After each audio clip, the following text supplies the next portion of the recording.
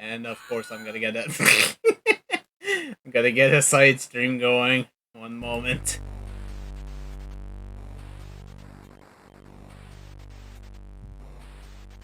Alright. No. Stop doing a stupid thing. Alright, so it is time to return to Space Montezuma's Revenge. And as was requested, it is time for Spurious to choose his captain. Oh, cruds. Oh, Good God. choices right here. Actually, Isn't that the duck man from Xenophobe? Could be. I know I called him Coco last time. Burbs And already he had won. to go, so... I kind of like the look of Viley Stardust. Right? But it will not be Billy Stardust. It will be SpuriousMachinery. Fortunately, it actually fits. Alright, who is going with you? This is gonna happen. Let's see. I'd like to do with some science, but nobody there's got any idea what they're doing with science. So, where science will not prevail, bravado will. So let's go with Percival. Percival Squiddlevoss. But he will not be there Percival Squiddlevoss unless you really like that name. I usually take people from chat.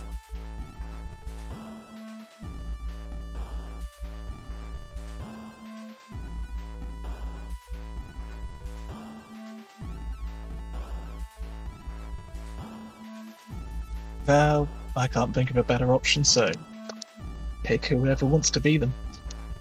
Alright, so I am checking who is in chat right now. And I have decided that Rurs will be this person. Actually, no. Let's change that. I feel like Rurs might want someone else instead.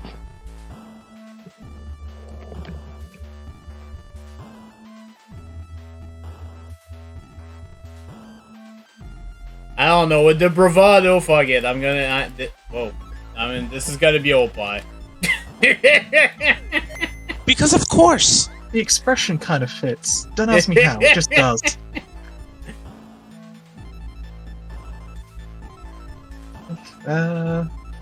Okay. Do we try and up the bravado some more, or actually try and... still no science, so... Diplomacy, let's go with Quista Bergte. Alright, and who will this be? Maybe they could be Rurs. Alright. Unless Rurs has any objections. If Rurs is still there, do you have any objection to be this person?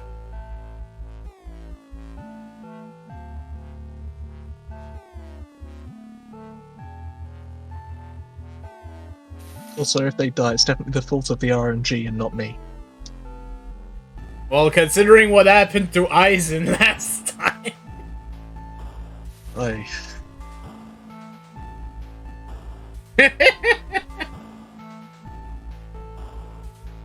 Would want to object to dying horribly on screen. Stream. I stream, you stream. We all stream for I stream. Alright, I well, know so what far I I'm said. not seeing any objections, so let's go with it. Alright, and you have these three choices.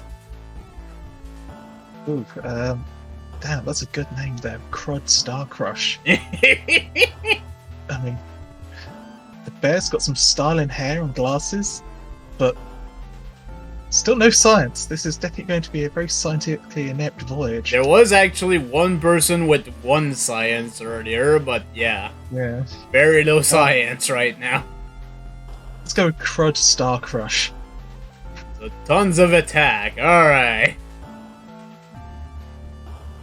So who is this? Let's go with Nemo, because they don't object to dying horribly for the stream, apparently. Alright. Sounds good to me. Your fate has been sealed.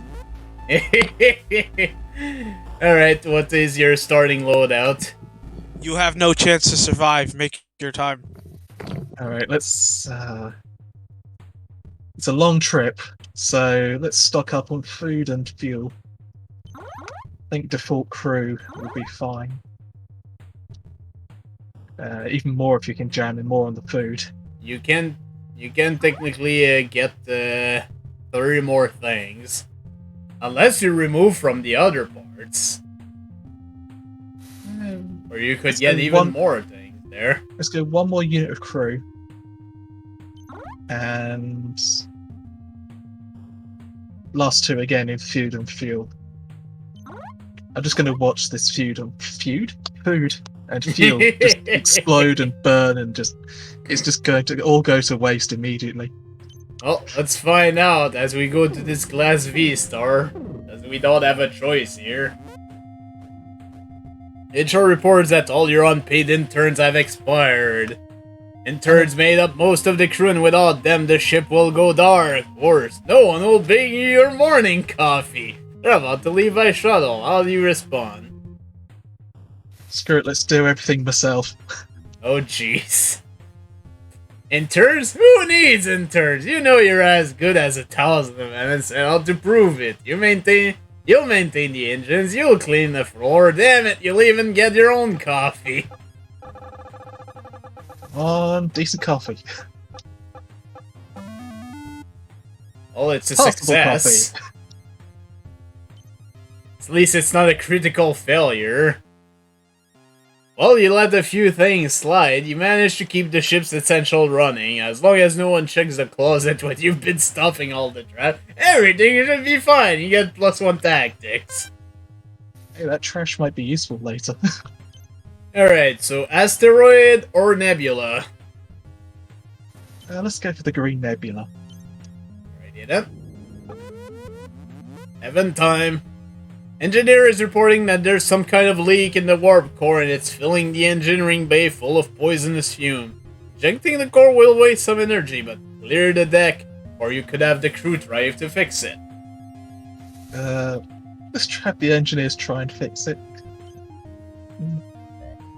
2 crew suit up in the hazmat suit and head down to engineering. Before long, they're able to stop the leak, but the fumes were so caustic that it melts their protective gear, then it melts the engineer. You lost 2 crew. Well, there goes the extra crew we bought, but, well, it's a start. And nothing of value was lost. Your manufacturing robot, MK421, has constructed an exact copy of herself. She informs you that she has lots of ideas and wants to make more friends. This makes you a little uneasy. Her green eyes blink at you waiting your orders. It's a good choice between an army and a non-aggression pact. Kind of feel like having an army might be useful. Let's go with that. Eager, your army shall be unfeeling and unstoppable. Cool. Wait, what? You're sure it's fine. That's just silly robot talk. You settle in and wait for your killing machines. Uh-oh. Well. MK builds you a robot army so unstoppable that they are immobile. You should have one of the monoliths to get it going, but it tips over and caves in a critical support wall. You have the kill bots reformatted so they can be made into servers. You lose half your hull, but you get +1 tactic.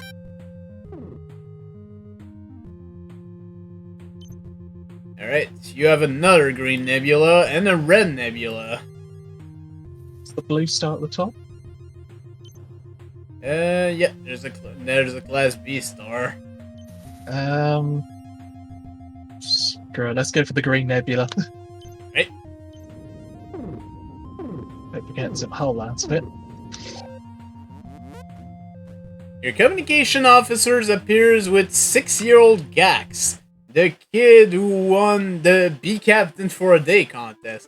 Gax settles into your chair and puts on your hat, only to be hailed by Arknak, the evil Fabulon who rejects fashion trends. Oh boy! I don't like the look of possibly losing hull, but on the other hand, let's take my chair back and hope it works out a little better than having a kid in charge. It might. You need to reschedule the kid's turn as captain for the sake of security. You have 4 gags of plastic spaceship tin and a nutri-paste lollipop that turns his mouth green. You as the communication officers to bring gags back another day.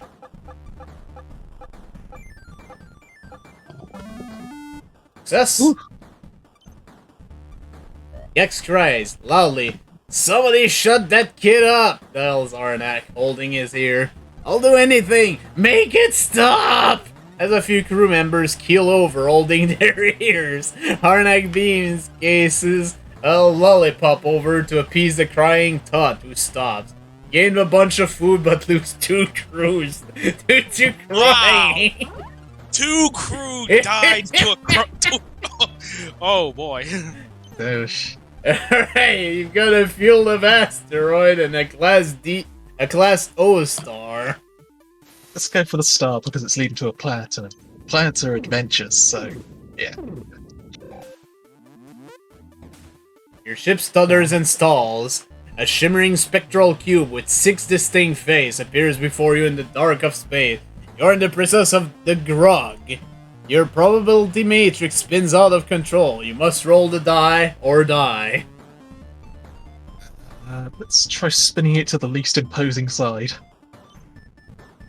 Using your tractor beam, you try to beat the odds. You slowly turn the Grog to its least imposing side. It's like it's asleep. Perfect. Unfortunately, the Grog throws open its eye and turns in a wild shade of red.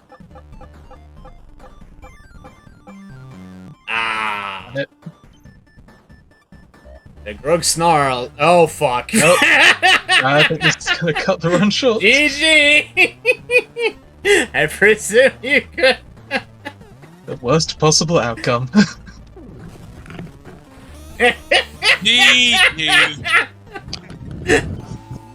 Oh, piss! Damn that cube. Hardcore feud. Hardcore feud. Trust in your shit. Incredibly dead.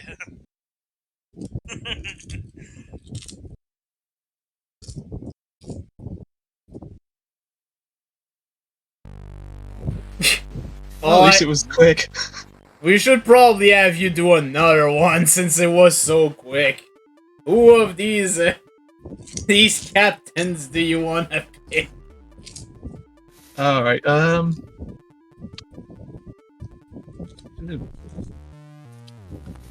that green bear looks kinda cool. Let's go with Andrew Jensen. Alright. This is not Andrew Jensen. This is SpuriousMachinery.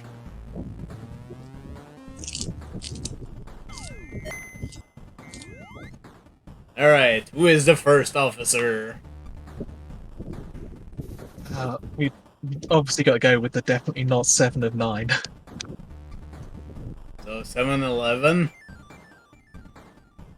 That's the one. They should also be op high. Alright. Opie is back in a different form. Alright, who's next? This thought aren't bad.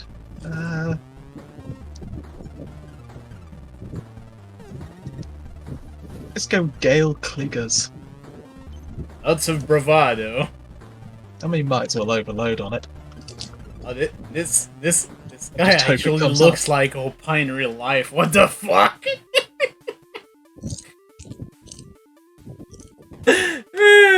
Alright, what's his name?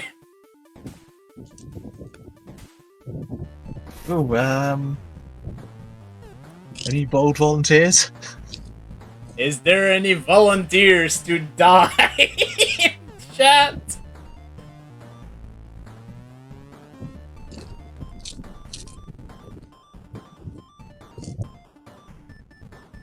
There's not that many people you can come back in the crew, by the way.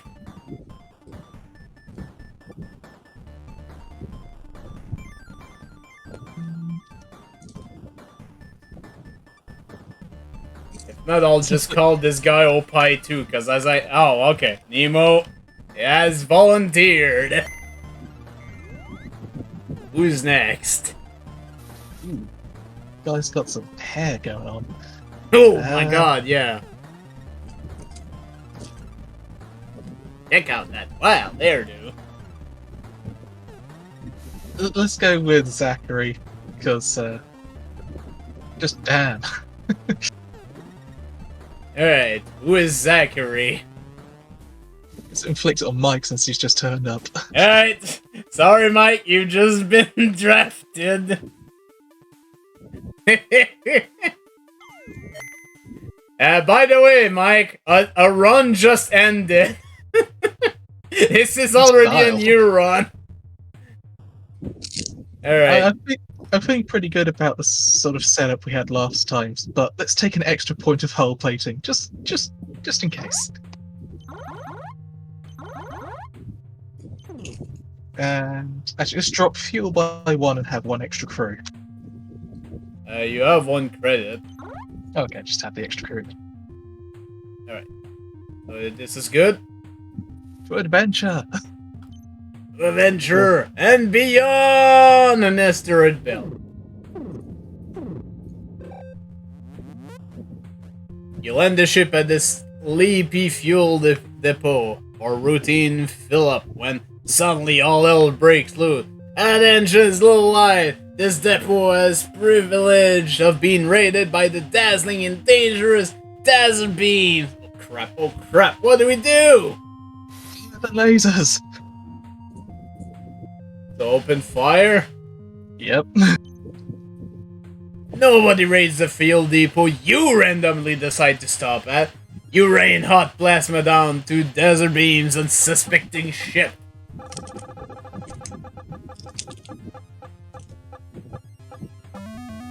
Oof.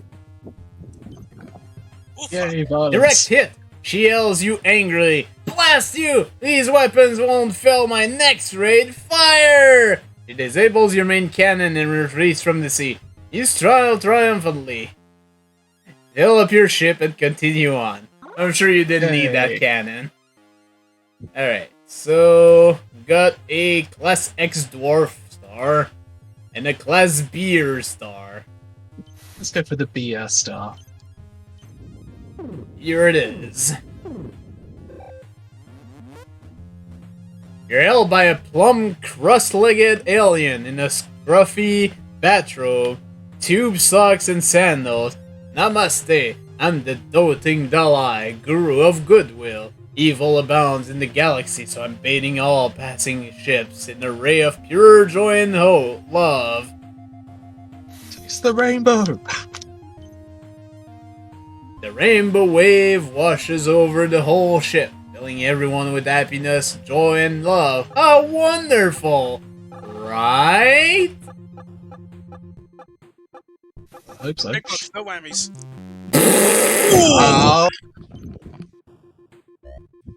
Ugly, badly made scarves and sweaters show up everywhere on board. Gifts made with love. Several of the crew wear the ugly gifts is to avoid hurting the gross feeling. Are admitted to medbay with allergic rashes.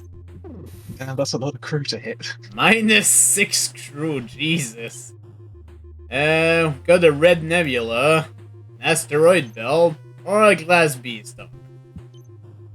Let's go for the Class B star. Right? Oh, heaven time. Monitor! You clearly asked the text to build you a robotic call. Monitor! Run for your lives! You lost more crew and HP on Opie.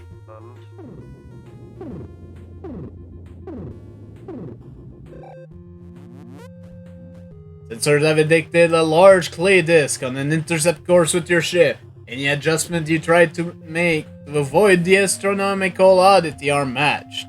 You're gonna need to shoot it. Let's fire the phasers. Probably safest to just blast it out of the sky with high-precision weaponry. You wait for the oversized discus to come into range and fire the phasers.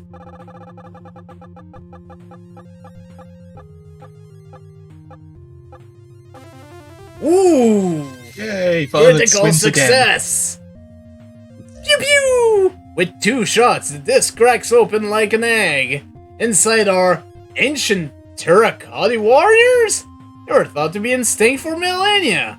You rescue them and immediately put these clay creatures to work. +1 bravado and +10 crew. Hey! That makes up for Free your crew. deficit. Alright, a Class O star for fuel and a red nebula for something. For the nebula. Nebula. But first, event. Sensors indicate that it's some sort of floating memorial nearby. Your navigator asks if you want to make the short detour to check it out. Let's have a look and see how bad it is. Red the Noodle. Here lies Red the Noodle, frozen in time. If you must pass, do so with caution. Your personal animal locator starts chirping like crazy. It turns out there's some unusual properties with this gravestone. You take some reading and get +1 science. Yay, marginal science capability. You are called into handle crude drama. Apparently, Tad and Alexis have been fighting. Dakota found out and made her move on Tad. Now Alexis is a mess, and Tad has threatened your transporter engineer, Skylar. So we make a move on Skylar.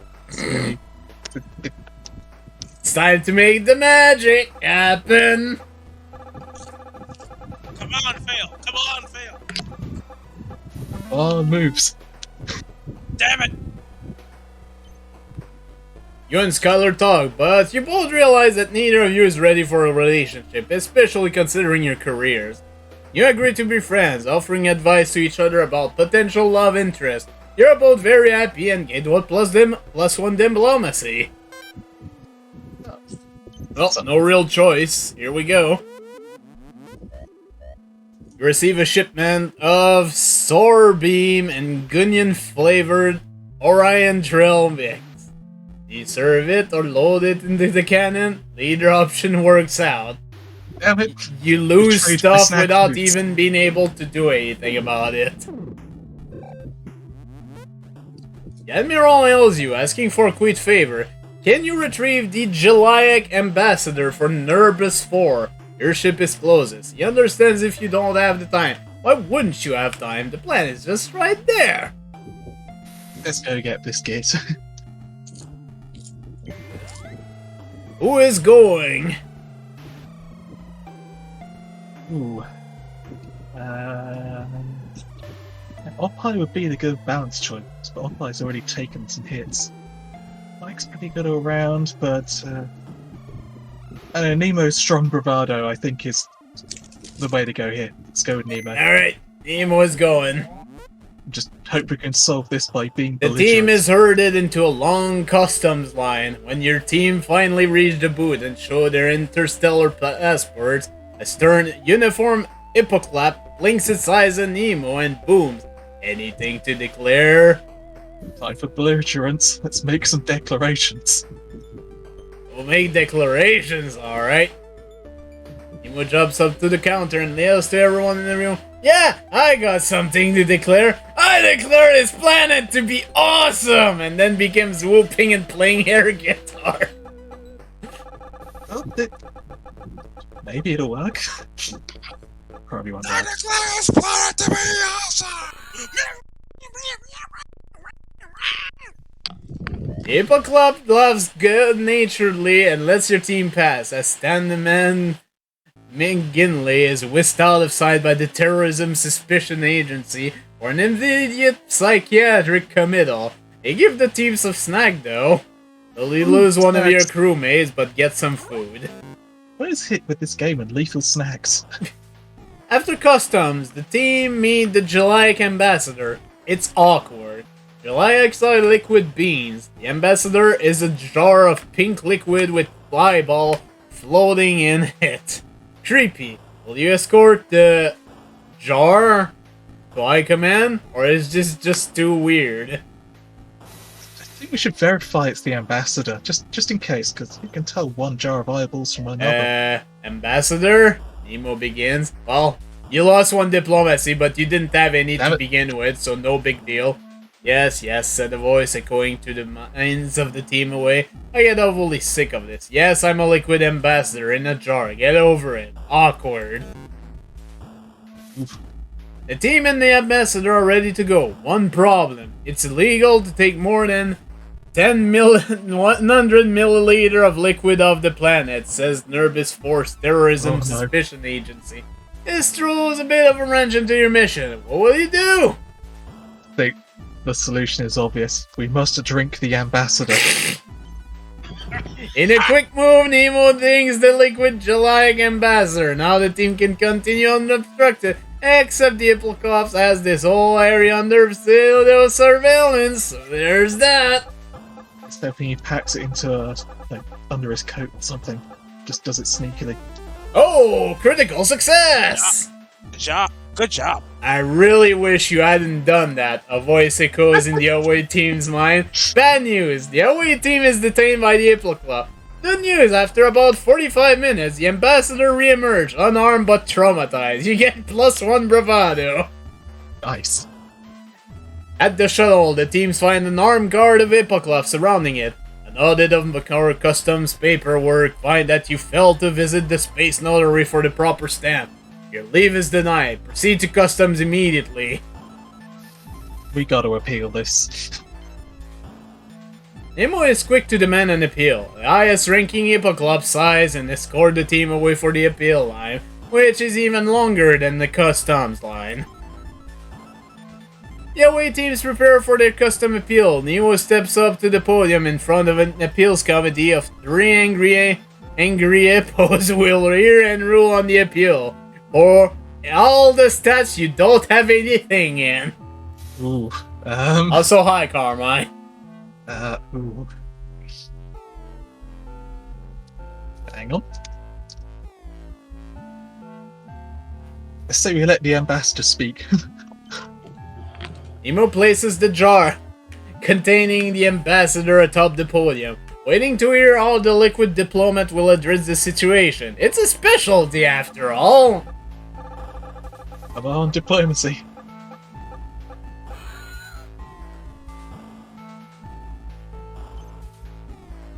The ambassador begins his mind speech. The space diplomat knows his stuff and gets the steam stamped through on a loophole. Unfortunately, the telepathic connection overloads Sean Hive's brain. Sorry, buddy. The team won its custom appeal, but now must obtain a specific sticker to be affixed on the shuttle, allowing departure from Nervous Force Base. Enough, cries the ambassador telepathically. I invoke the trial by combat. Wait, what?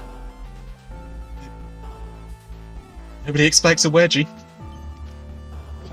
Showing real and substantial maturity, Nemo whispers to the team that their strategy is to give wedgies to the Hippoclaps. It's just hoping they have large...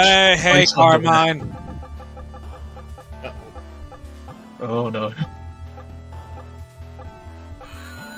Okay. Woo!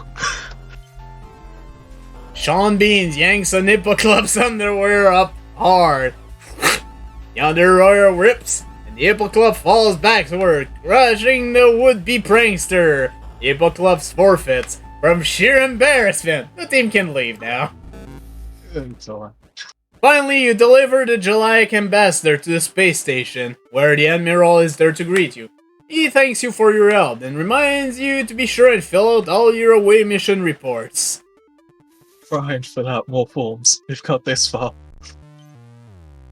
Nemo does what they're supposed to. They hate it, but they do it. Oh. Get it +1 game. tactics, but lost his bravados back to default.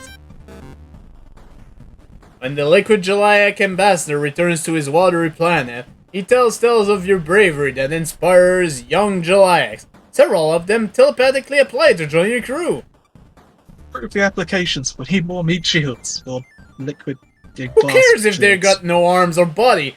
Their jars can be stored easily in a closet, and you just added your crew numbers. Plus 15 crew! And +1 science!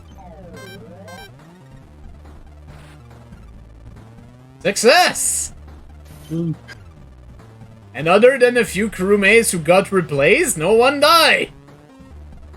Anyways, speaking of crew, you can get more crews here at a Class O star, or go to an asteroid belt. Let's go to the asteroid belt. Mystery awaits. I know, right? That did go surprisingly well. Your munition officers has observed that the floor of the crew's break room is so gross, you could make a weapon from it. Fill out the necessary paperwork to make it so and gain +1 attack. Nice. Well, that makes up for the main gun being full of trail mix.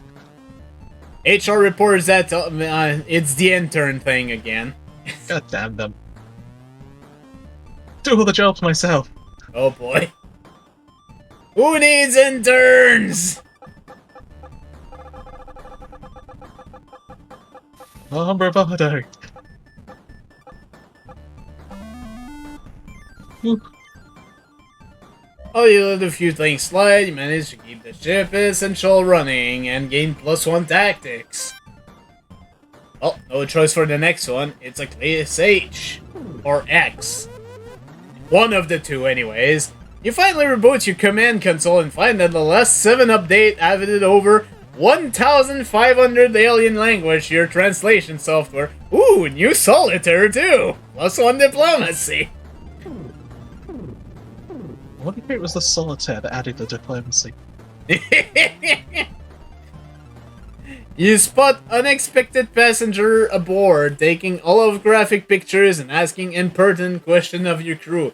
They claim to be fans from another dimension, where you, your ship, crew, and peril are viewed as popular entertainment. All 3 of the options are your lowest score, by the way. Yeah, just looking at the consequences. Let's pry into the intel sources. We can afford to lose a few bodies. Afford. These fans possess substantial insider knowledge concerning your ship. It's imperative you understand how. You allow your crew to ingratiate themselves with the crest, to pump them for all they can by this intelligence.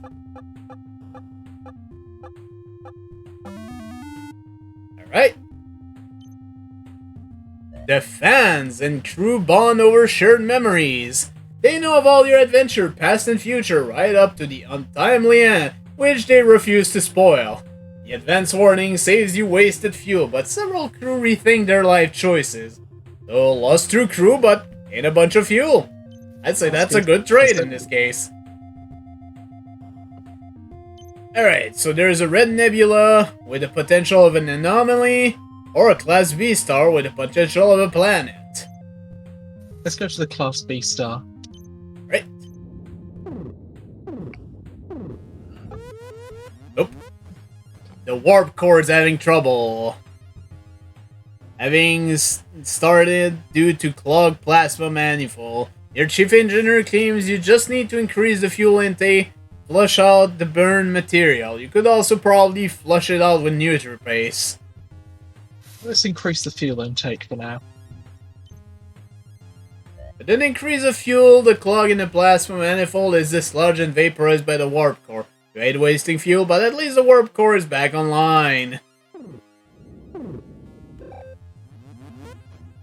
Warning! You're being targeted by a slow-moving torpedo. Belonging to Galaxy Force? Upon closer study, it turns out that it's one of your torpedoes. One of your previously fired volleys must have missed and got its targeting scrambled. Let's recover it. It's real unusual that one of your torpedoes has managed to require the Indestructible 2 as a target. It might be worth recovering it for study. You assemble a team and send them all as a shuttle.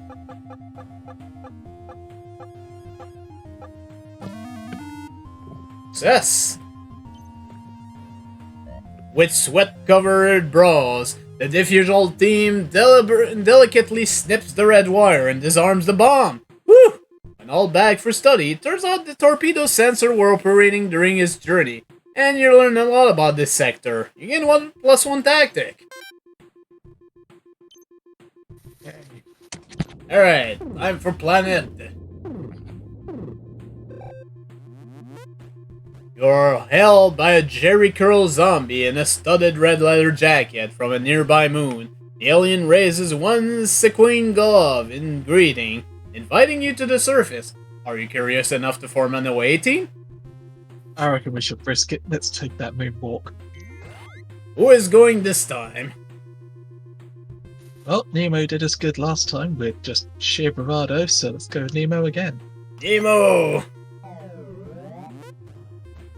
The yellow-eyed leader, Jackson, greets you. The Pop Zombies' entire society has been built around a single Earth transmission from the year 1983. Leather-clad zombies look at you unexpectantly. What do you do next? Follow Jackson's lead. Nemo suggests that this moon deserves a closer look, and you agree. You gave the order to explore and follow this strange Jackson creature. As the away team impels along, Jackson, king of the Pop Zombies, asks a favor of your crew. Would they ask as extra in a soft drink commercial he's filming? They will be cool pyrotechnics and everything. You'll be perfectly safe. Perfectly safe, they say. Let's do it.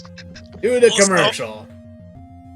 I noticed one of the crew members' name is called Khan the Space Bear.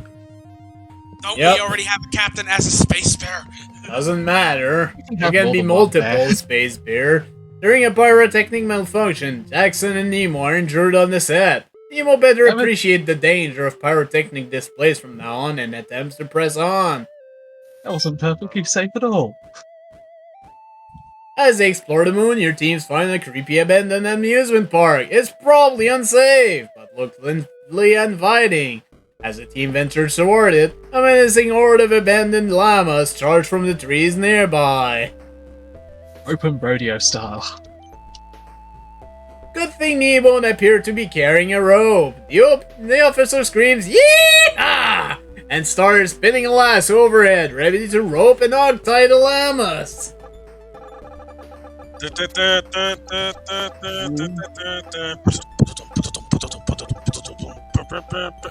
What was that move? Big move, game. Nemo ropes one llama, and as it falls, it trips all the other. Con the space bear has a sprained ankle, but the stampede has been foiled, and the llamas amble dizzying around. You get +1 bravado. And unfortunately, Con the bear is dead. No, not You the encounter Oh, a the bear side. isn't actually the bear. You encounter a sidewalk where some of the tiles light up. They appear to form a pattern. Nemo considers their option. Let's solve the puzzle. With a few scrapes, your crew dances on the sidewalk until the tiles light up in exactly the right pattern. Jackson hosts a special reception with traditional beverage only served to those who can get down. It tastes strangely like fuel, as one of your crewmates found out. Jackson faces the away team and informs Nemo that it's customary for a new arrival to participate in a dance-off. Those who succeed will be rewarded handsomely. Those who fail, not so much. The only solution, our butts must be danced off. Order your team to bring their A-game to the dance-off against the Pop Zombies. The music starts. Oh, butts. Uh-oh. Damn it. The dance-off is intense. Several of your crew members faint with exhaustion, as do several of the aliens. In the end, after massive dance-inflicted casualties on both sides, a tie is declared. Damn it, our butts were insufficient for victory. The Pop Zombies are really cool. It's clear that they don't understand the context of the transmission they built their entire civilization around. Should Nemo tell Jackson? Let's tell them. Why not? The officer explains the context of the video their society is built on. Jackson asks, why? Why? They answer, it's human nature. After thinking a while, Jackson decides the information doesn't matter. They like things exactly as it is. You gain +1 diplomacy. Good work, Nemo. Despite any differences, both your team and the Pop Zombies have enjoyed your visit. As you prepare to leave their moon, your new friends throw you a super fun farewell party and send you packing with lots of leftover. What swell zombies. Free bodies. I mean, crew members. Actually, I think that's just whoever was still alive there. 3 resurrections? Alright, an asteroid belt which could lead to a space station, the Space Alamo, or a Class B dwarf star. Remember the Space Alamo. Yeah. We should remember it by going to the asteroid belt. Right?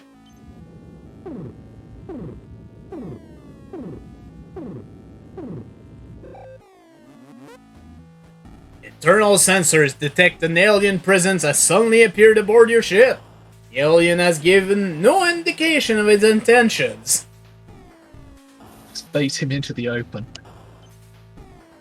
Your security team scatters random foodstuff around the ship to see if it likes anything. I guess that trail makes us awful.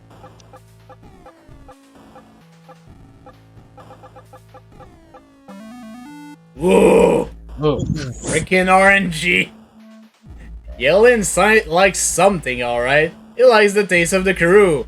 The Damn it. entity leaves after needing its fill. It does, however, also leave a fuel cell behind as a tip for good delivery service. So you lose a crew, but you gain a bunch of fuel. That's right. Alright, Space Alamo. Oh, heaven time. You assemble your entire crew to the assembly deck for your scheduled mission roll call. Several people do not answer. Are they even here?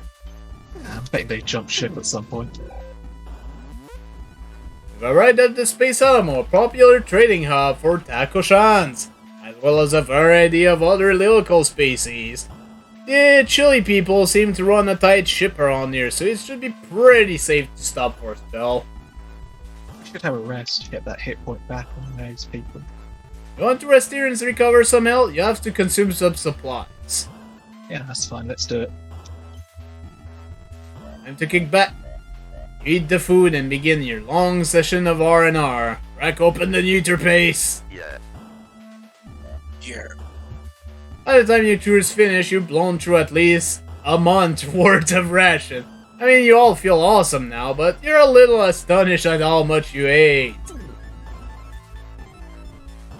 Let's have a look around. Explorer time.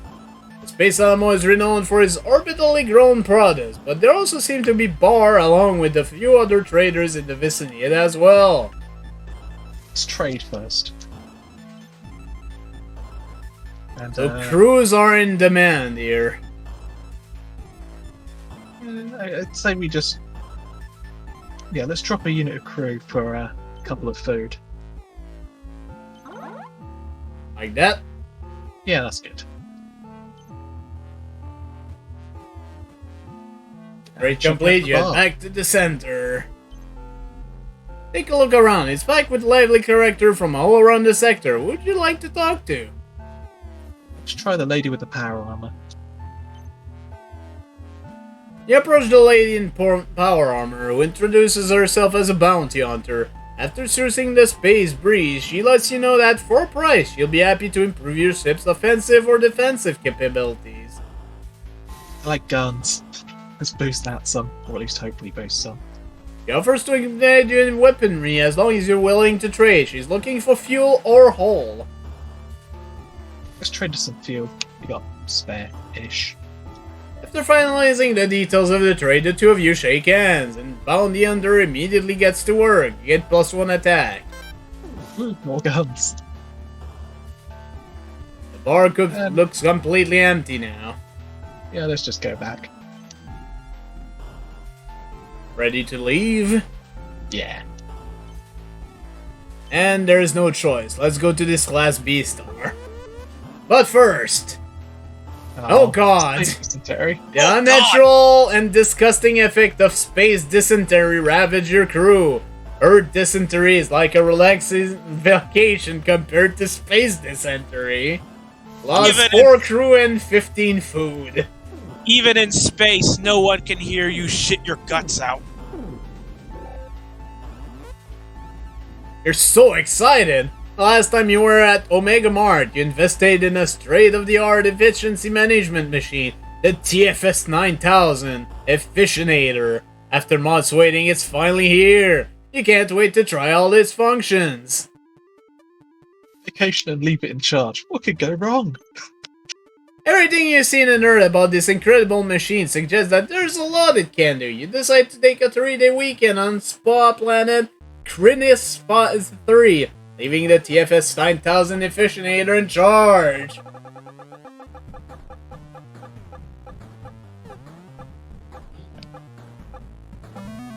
I was about to say, what the hell, game? Whoa! The TFS 9000 optimized many systems while you were away. Unfortunately, nobody knows how to operate them anymore. The TFS produced a series of helpful videos to help retrain everyone aboard. But they'll take a while to watch. Better grab a snack. So basically a day of food for +1 science. It's a very good trade. Alright, so we've got asteroids, got a class O star, and a class B star. Well, they're all random, so let's just head to the Class B star. I'm for Evan.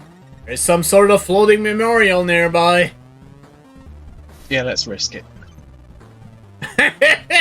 That's nice then. Eyes!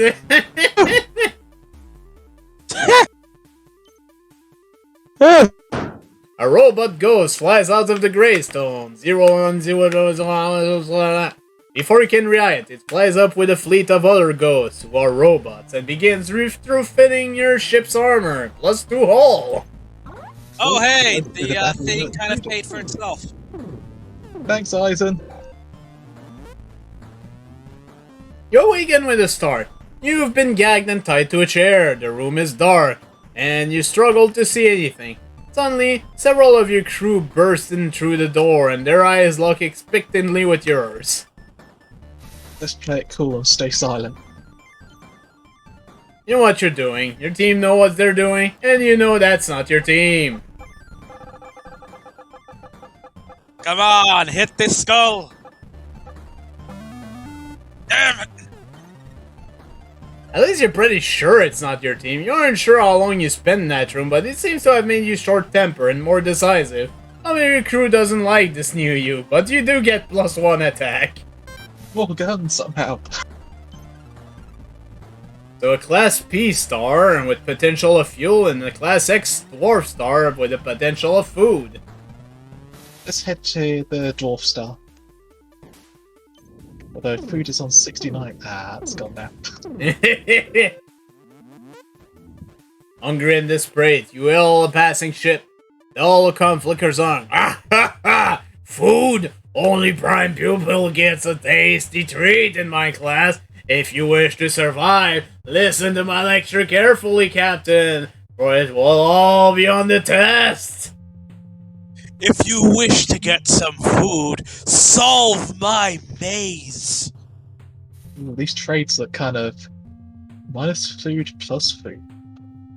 Yes, sorry. Pull the fire alarm. You've got plenty of experience dodging responsibility, but when it comes to evading an exam, only one solution will do. With a wink, you'll lunge in for the fire alarm before instructor Backstar know what's going on.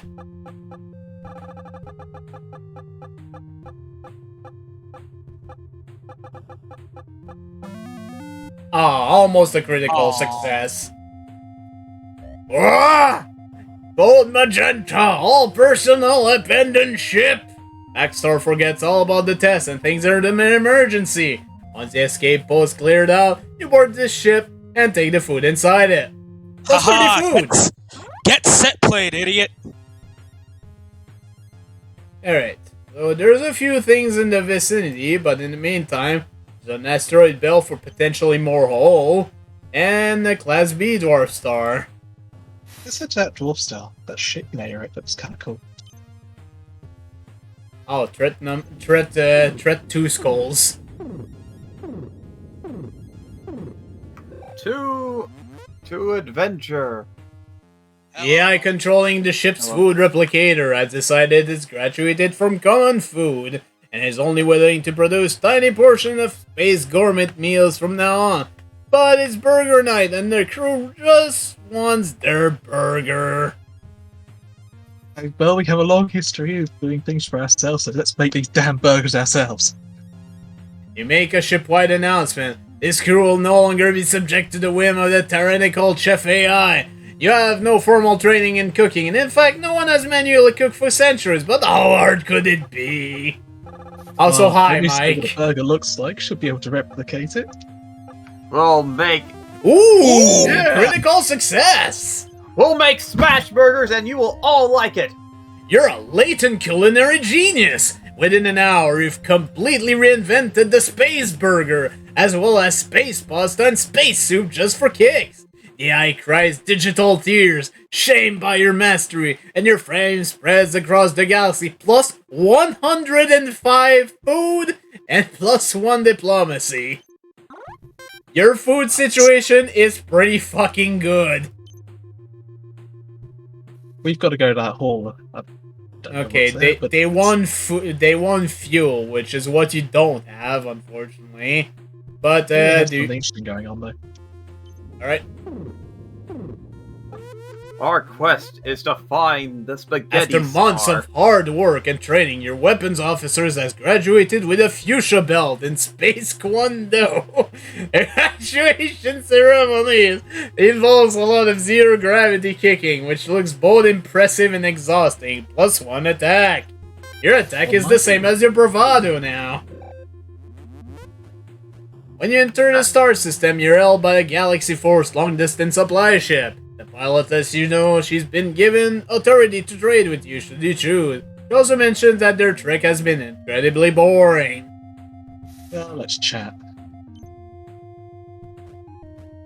Pilot brushes her hair to the side, grids at you. Yeah, alright, what you looking for?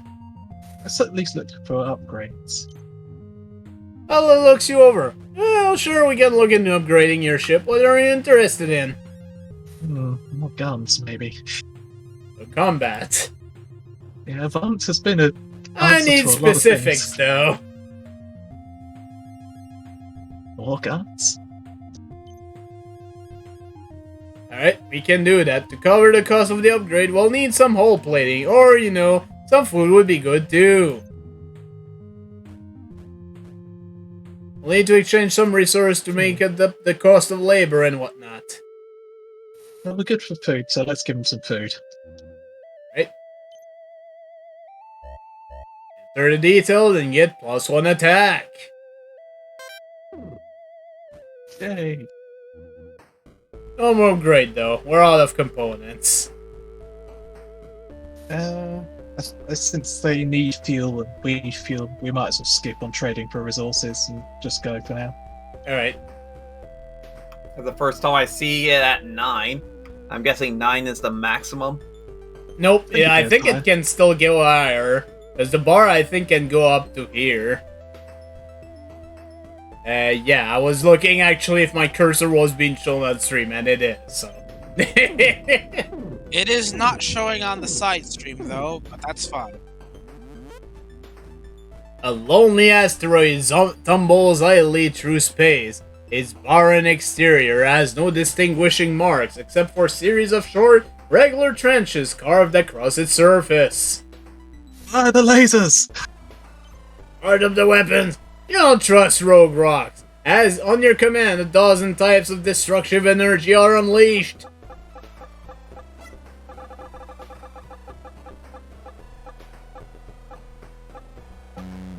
Seriously? You open fire, but you won't. Oh god! Some of your food starch powder turned into Swiss cheese and not the good edible kind. Damn that rock! And, yeah, the fuel situation is very bad now. SOS, no choice.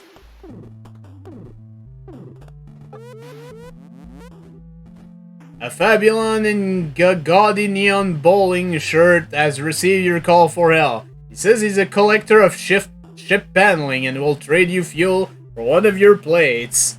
People are onto all sort of thing, apparently. Yeah, let's do it. Everyone light up and he immediately gets to work. In the end, he removes an armor plate from the front of your vessel. It is thickly infuriating, but you can't keep moving now. At least it was only one. Another find they aboard the Indestructible too. You note to your passing crew and recognize each of them, except one. You can't seem to recall his name. In fact, you're sure you've never seen him before. You've picked up a stowaway. I know this guy looks cool, and anyone bold enough to stow away on this vessel, let's promote him.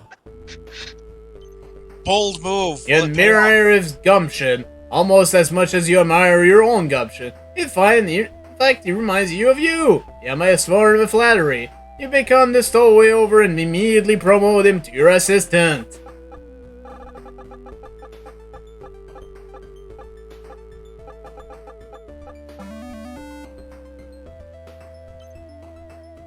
Besides his appetite, he makes a wonderful assistant. You've never felt so productive before. You're not entirely sure what he does, but he seems stressed out all the time, so he's probably doing good work, +1 tactics. Well, again, not much choice, so let's go. You're hailed by an enterprising young oculoid squidling in the space cadet uniform. Please, Captain, it says, holding a tempting box of baked good in its tentacles. The pod who sells the most cookie gets to go to space camp. Yeah, let's get these cookies. Space cadet cookies? Oh, hell yes! You sign up for many boxes and encourage your crews to do the same. The squidling is overjoyed. Thank you, sir. Your order will be beamed over shortly. Our pod gets to go to space camp because of you.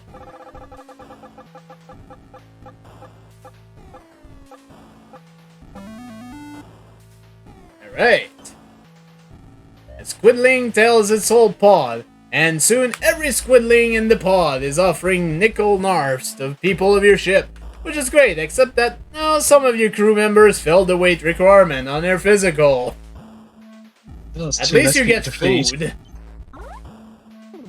Sorry, but your crew is too fat.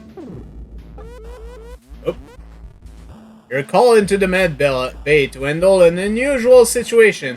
During the last leg of your journey, several crew were turned into cyborg against their will. This change didn't actually improve them, and now they require fuel to function at all.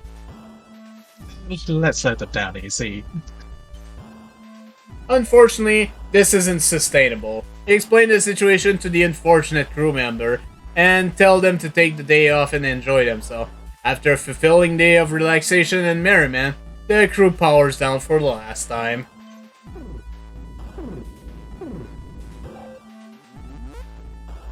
You have a strange ticking coming from the ship.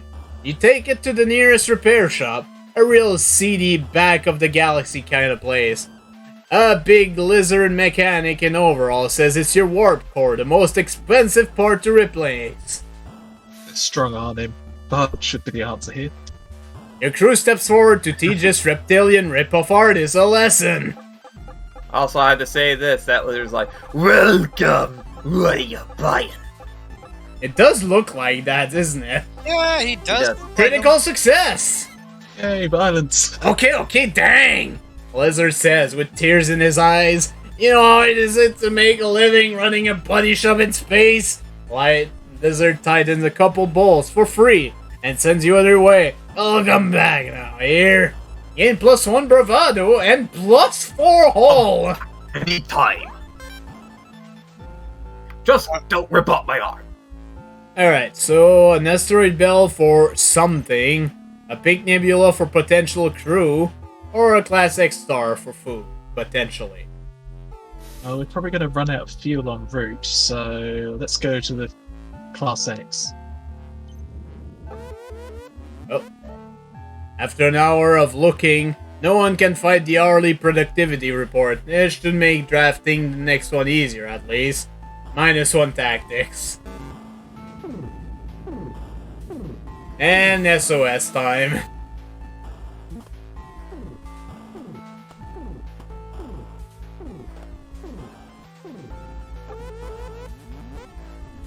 And Urza nails you and explains that she'll trade you 100 fuel for some of your neutropace. She claims to have miscalculated how much she needed for cryohibernation leg of her journey. Oof. I we're hopefully going to get more food off the planet, so yeah, let's make the trade. And you're Yikes. out of food.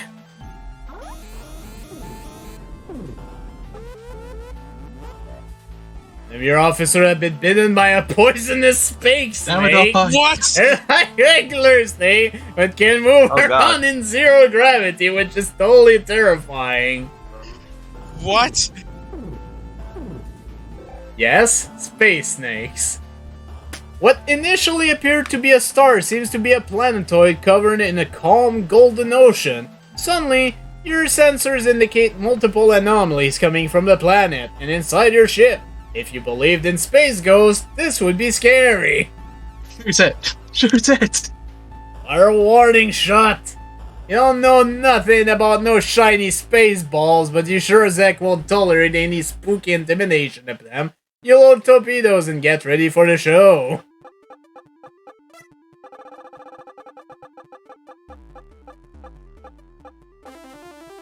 Another Yay, critical bullets. success!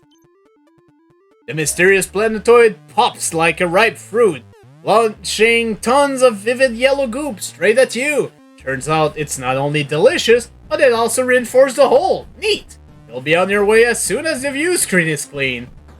And your food situation is restabilized finally. Yeah, but you still got problems with fuel. Oh my god! Wow, this game. Yep, it's a Trailin.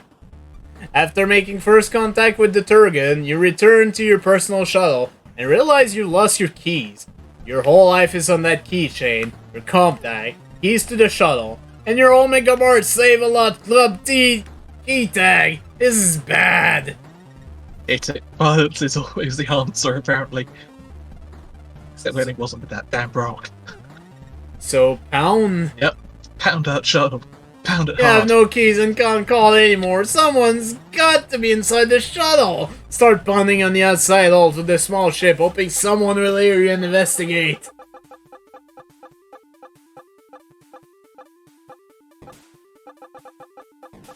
Damn it. You pound and pound and pound. The good news is that your ship appears to be very insulated. Bad news is that you now have a few fish-shaped dents in it. Just cut this thing wax too. You get -1 bravado.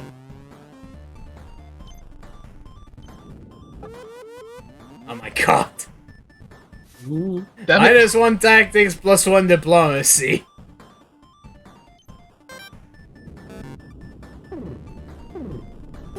Oh, come on! Oh, It's right there! What is this? The Jacksonville get out, route? Bush! Give it the crew. We don't need them now. Alright.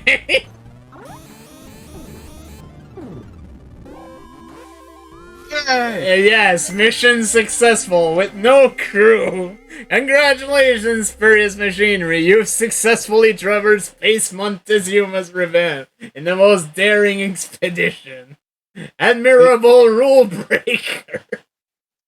See, bravado and violence was the way to go. Jesus. I just like that. I just like your Captain Bear is just having a nice dance.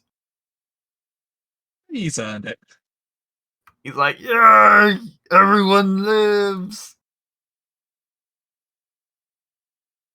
Yeah, that's a lot of dead crew, but oh well. Yeah, well, I mean, everyone died. Traded for Look, as fuel. long as the captain gets to the end, it's fine. I like half of them just died from being hugged to death. Alright, what's this next new place now? Quadrilateral Quadrant. Galaxy Force doesn't know much about this angular area. Truth be told, they find the entire quadrant very obtuse and hope that someone can chart it out. That was a cute angle pun. Oh. Alright, Mike, it is your time. Who of these fine people will be your captain? AKA Bill. you, I'll be the cyborg man in the middle. Captain Flight. Oh, it's an android. I'm Mike Murdoch, the android. I beep and boop. Alright, your first officer. I will take Bananas and I will change him to Rohan. Oh, God. That's me. Alright, You've got a smile you just love. Guess I'll die. Chief And then Engineer. Let's see. We'll take Emily Mine, and I'll let you decide who to name this person. Well, Luna Kirby, you have been drafted. Welcome to die.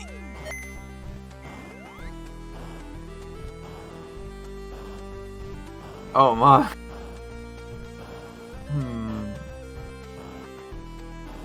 You know what? I'll take Mr. Gale, and I will call. And sorry, but Spurious, you're now part of the crew. I'm not So sure I- if I should be worried or proud. So after having been the captain twice, you're now a crewmate. Alright, what does this sector look like? Oh god! Alright, what is your Oh my new loadout? goodness. Thank you for the resub, Thank you so Chen. much for staying in the stable. Let's focus on fuel and food first, and then use whatever's left for Hall and crew. TSB, Toilet Super Bowl, Because 1 we will demo. be needing those badly. Alright, I put 2 in each. Do you want anything else? Put 2 more in each, and then put 1 each in Hall and crew. Alright. Launching. Well, we already have a choice, but first I really want to check what the heck this sector is. What the fuck is this? A nuclear dive station.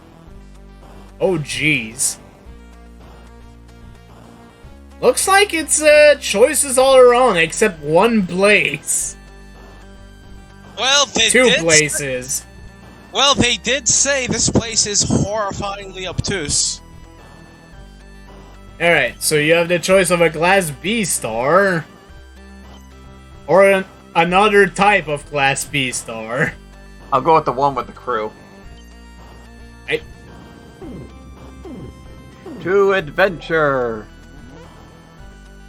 Your manufacturing robot MK421 has constructed an exact copy of herself. She informs you that she has lots of ideas and wants to make more friends. This makes you a little uneasy. Her green eyes blink at you, awaiting your orders. Let's build a giant friend. Adventurous, I will comply to your request, Captain. MK begins production of my massive BFF-01 Mecha Companion. Nobody will mess you once this behemoth is on your crew.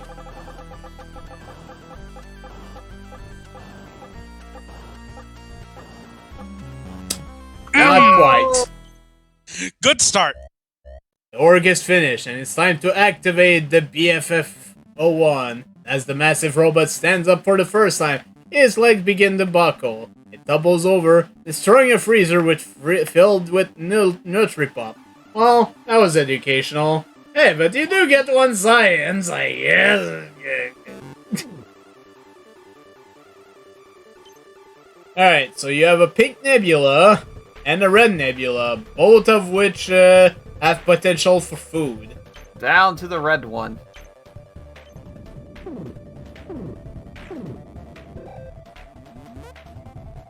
All heck breaks loose in the cafeteria when an 11-foot Otian glacial primate bursts through the freezer door and runs amok. It must have been scooped up during an ice run, which would also explain the fur-covered ice cube from the dispenser. We'll capture that creature. The immense Arctic creatures have survived on the ship freezer for close to 3 months. The freezers are set to 6 snowflakes. 6! Surely there are valuable discoveries to be had if they can be secured in a holding tank.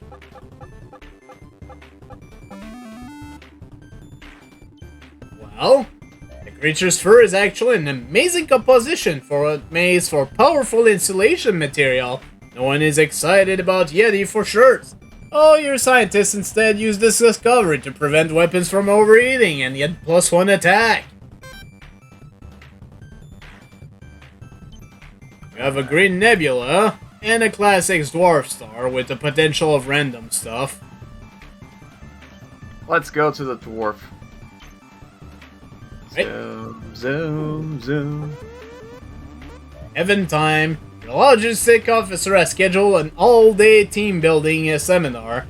Sure, you won't remember their name, but it was nice to mingle with the Reds a bit. You gained +1 diplomacy, which is good because you had none of that.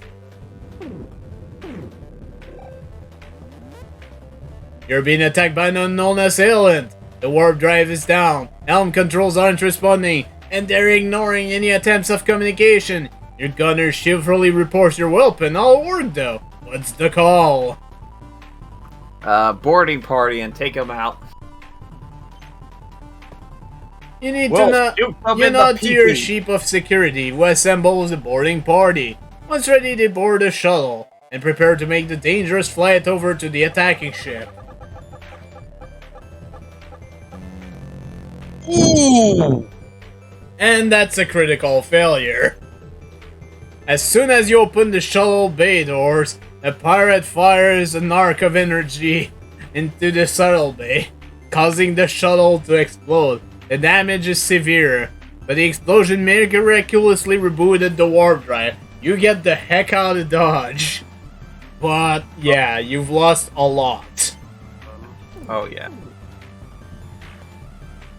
Alright, so you have this chance for an away mission or a Class B star. Also have to play this because Ryan got hurt. What the fuck? What the fuck was that? What your, the fuck? your voice changer was on, so I didn't hear that. That's what. Oh. I thought it was not on. This is what you get for picking an android as your captain. Anyway, let me see the SOS in the other one. It was just the out of my brain.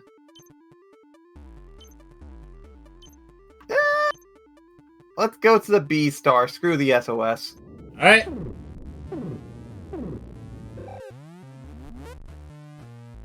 Your ship is infested with warp weasels.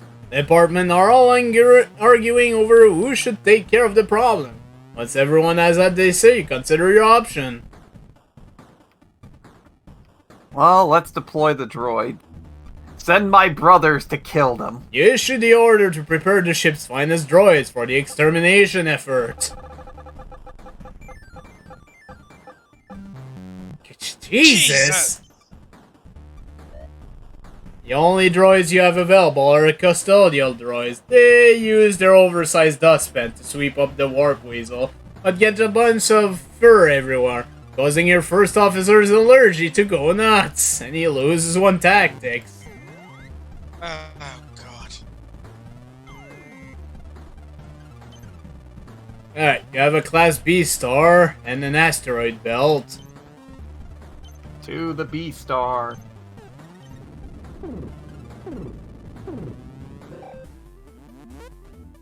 You've been boarded! Oh great! It's the inebriated galactic mooch, the Kapalka. Hey Captain! There's the party's started! You're super hungry, let's go dinner! Wait, let's go get a burger in. Let's lure him into the fuel vat. He escaped to the Kapalka that the party is down on the engine deck. You're hoping this PC dissolves in starship fuel. Oh, and that it won't hurt him. Actually, you're not to worry about that. He looks like a weird slug Will Smith.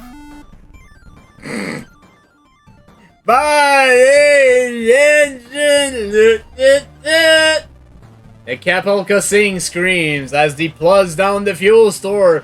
Plasma cannonball! With a splash, the fuel begins to violently churn and turn into a deep purple. You supercharge your fuel. Hey. Well, this next one you don't have a choice, so let's go. Sensors indicate there's some sort of floating memorial nearby. Your navigator asks if you want to make the short detour to check it out. Pay the respects. Lieutenant Homunculus Bean killed too many curveballs. Oh, that's nice. An officer makes a snide comment about mortality and the futility of life. Everyone cracks up. Oh, you. And, they gain +1 bravado.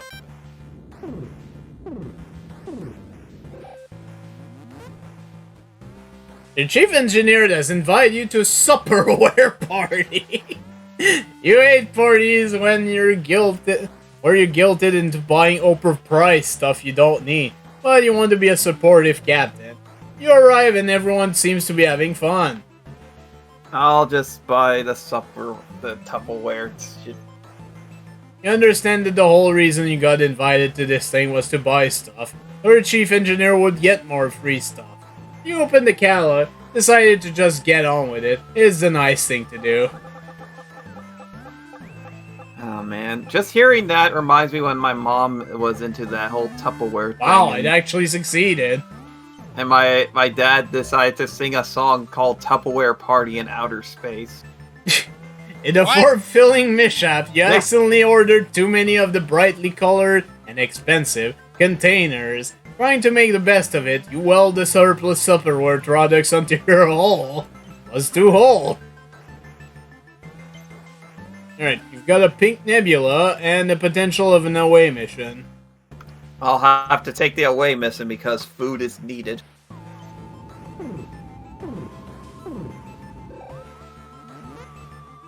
You are hauled by a jerry-curled zombie in a studded red leather jacket from a nearby moon. The alien raises one screen glove in greeting, inviting you to the surface. Are you curious enough to form an away team? Oh yeah. Who will be going?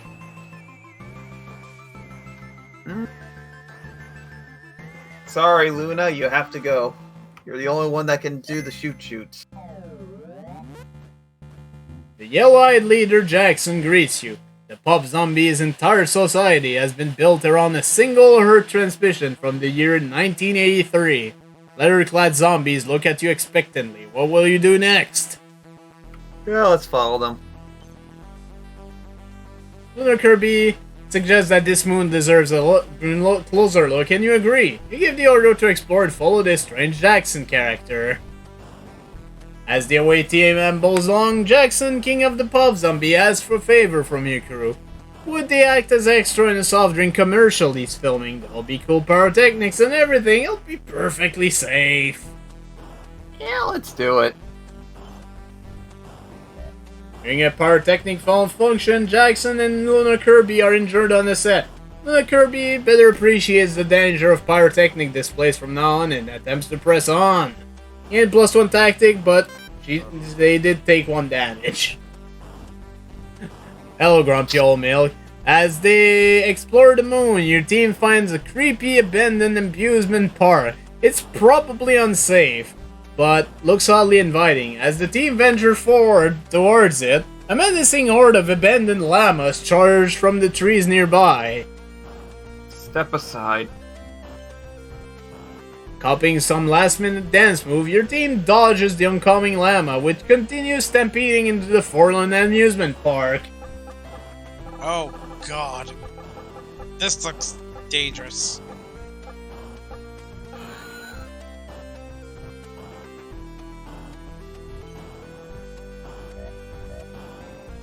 Loreg Alezurtep jumps atop one of the llamas, trying to show off. The llama tosses the Atlas crew member into the Ferris wheel. The pop zombie is after some food to avoid a lawsuit for negligence on their property. No! Not the bear! Anyone but the bear! You encounter a sidewalk where some of the tiles light up. They appear to form a pattern. Luna Kirby considers their option. Let's solve the puzzle.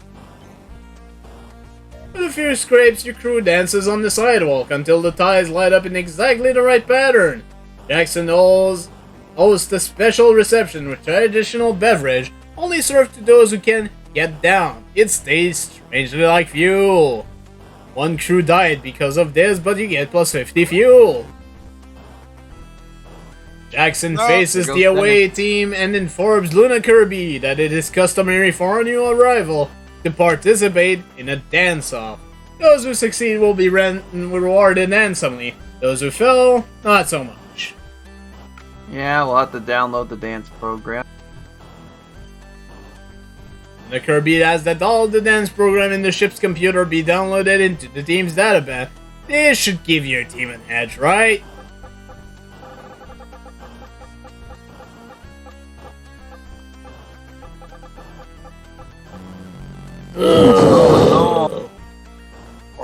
Programs suggested by the computer will all optimize for zombies who have a greater range of motion than your team, injuring Luna Kirby. Jackson and his team outdance yours, taking some prisoners as a prize. Oh no. The pop zombies are really cool. It's clear that they don't understand the context of the transmission they built their entire civilization around. Should Luna Kirby tell Jackson? Let's keep the secret. Luna Kirby decides it's important not to interfere, so the pop zombies should be allowed to exist exactly as they are, without understanding their context. They continue to exist naively in their funky dance-filled bubble. Despite any differences, both your team and the pop zombies have enjoyed your visit. As you prepare to leave their moon, your new friends throw you a super fun farewell party and send you packing with lots of leftover. What swell zombies! And you have no choice on the next flight pattern, so let's go. There's another floating memorial. Let's pay the respects. Old Man Isaac! Oh,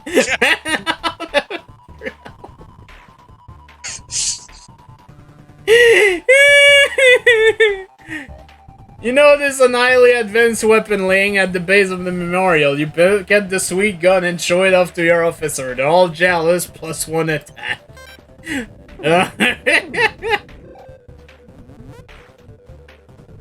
Sensors show a massive vessel approaching and all channels are jammed with a catchy tune. It's an Omega Mart Superstore! Galaxy Force ships can't repel bargains of this magnitude. Your crew turn to you with big doe eyes. This is gonna be costly.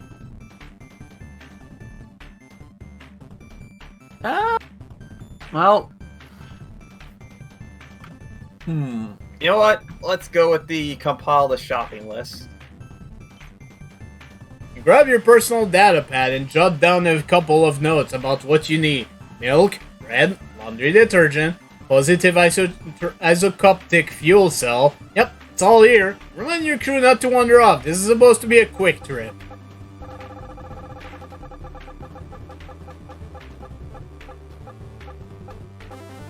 Ooh! Critical success! As if some cosmic event aligned all fortune in your favor, you find that the NCAP team on the entrance display this week is everything a space captain needs. You grab everything on your list right there, plus a bread mill, plus 375 fuel, and +1 diplomacy. Yay! Well, we're no longer worried about fuel. We just have to At worry least about for food. now.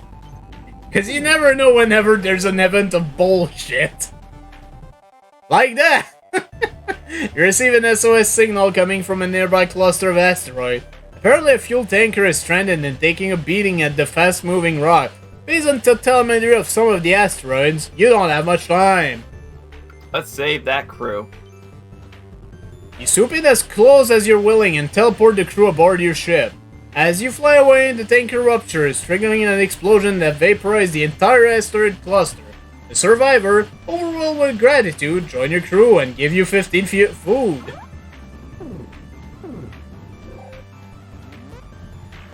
Several officers have returned from a conference on official officer duties and seem to have brought a welcome virulent gas with them. Soon, everyone is coughing, sneezing, and complaining of chills. Great, it's the space flu. Let's develop the cure. Sure, Galaxy Force may not have found a cure for the common cold or the flu. You know what? You're like way smarter, so you put your best minds to work.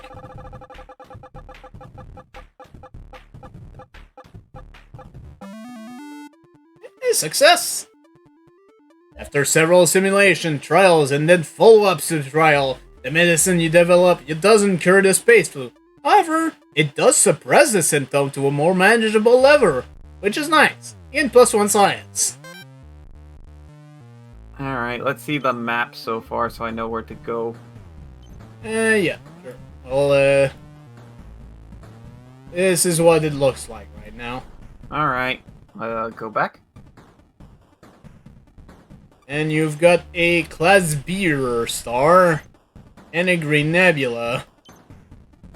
To the nebula.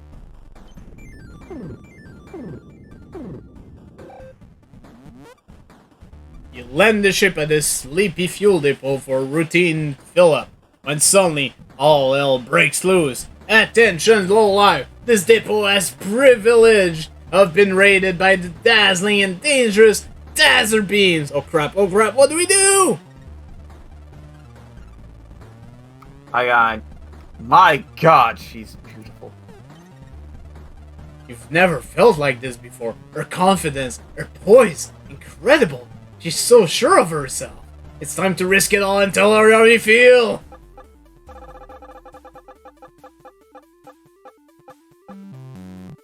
No. Not so much. Your honeyed words are not as sweet as actual honey. I want food, you Galaxy Force monkey. Trembling, you give the order to send her all of your desert NutriPaste. She noticed you. Uh-oh. Notice me, Pirate Senpai.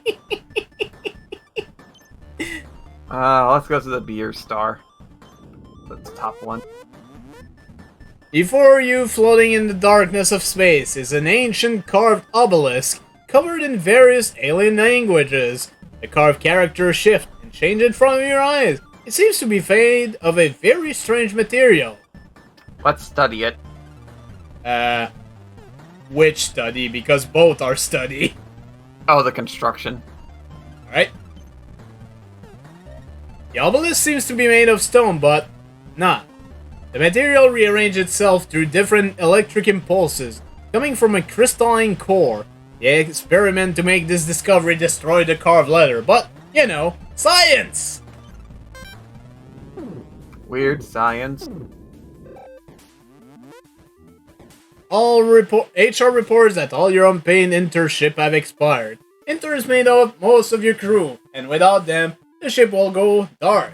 Worse, no one will bring you your morning coffee. They're about to leave by shuttle. How do you respond? It's gonna sound like a dick move, but I have 6 in science, so let's try to automate their jobs. Whatever. Humanoids workers are so last millennium. Robots don't demand food or ask to get paid. Order HR to replace the workforce with state-of-the-art machinery.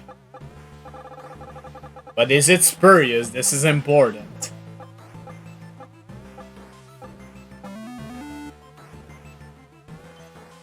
Yeah, essentially. The machines expertly mimic your old humanoid crew, just more efficiently. You occasionally hear one of them grumble about having to work for a flawed human. But what are they going to do? This flawed human pays their fuel bills. So Funny you enough, lost because- very low fuel, but gained 5 crews. It's funny because my character's supposed to be an android. True. I can Oh. picture it now. It's like, flaw human. No, I'll show you how flaw. I just rip off my face and show the robot flesh up, mechanical bits under it. Scanners are detecting an eerie nocturnal planet nearby with a single green glowing moon.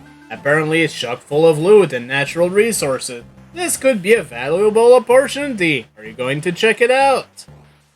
Take the away team because hopefully we find food. Who is going? I'm going to risk of taking Spurious out because the other two are not looking kind of good. A hunched figure as green as the planet's moon stands patiently before your team. This moon man gestures for your team to follow him before you, a smile frozen upon his face. Not so fast, Mr. Green Jeans. You're calling the shots here. Let's follow the moon man. Okay, fine. He tells SpuriousMachinery to follow the moon man. He smiles blankly at SpuriousMachinery and then leads your squad below ground. Your team descends deep into the planet, following the moon man. They file into a cramped cavern filled with crates and debris. Someone sneezes. The tunnel behind quakes and then caves in. Your team is trapped. Let's do the Kumbaya protocol. Kumbaya, my friends! SpuriousMachinery confirms the order and deploys the away mission's tactical guitar.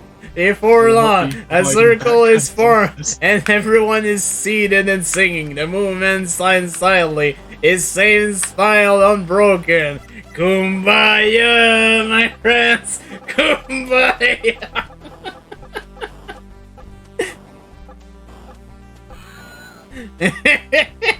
I think oh god. Your team's singing grows louder and louder until it shakes the earth around them. The floor gives way, taking Sir Fluffy of Tardis with it.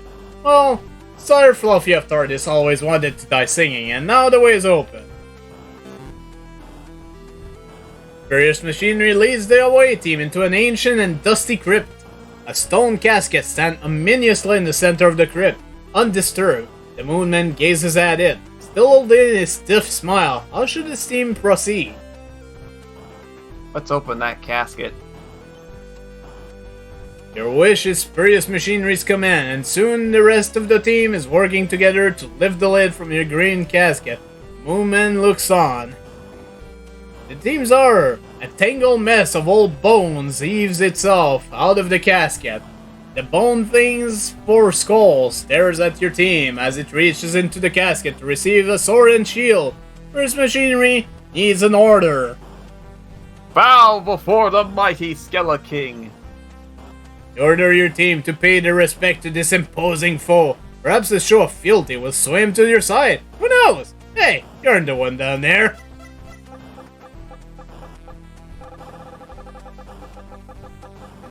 Big monies, no whammies.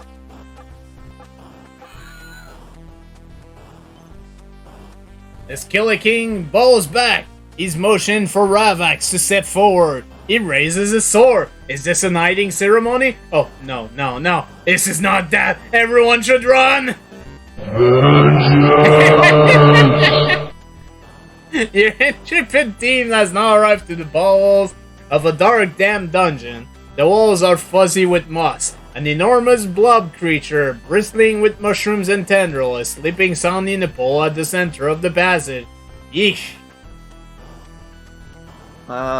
Let's try to collect the bile cell, because all the other stats are crap, so why the hell not? Right when SpuriousMachinery gave you the description of that creature, you knew you had to have a sample. Sure, the team down there isn't thrilled about this, but you've got full confidence.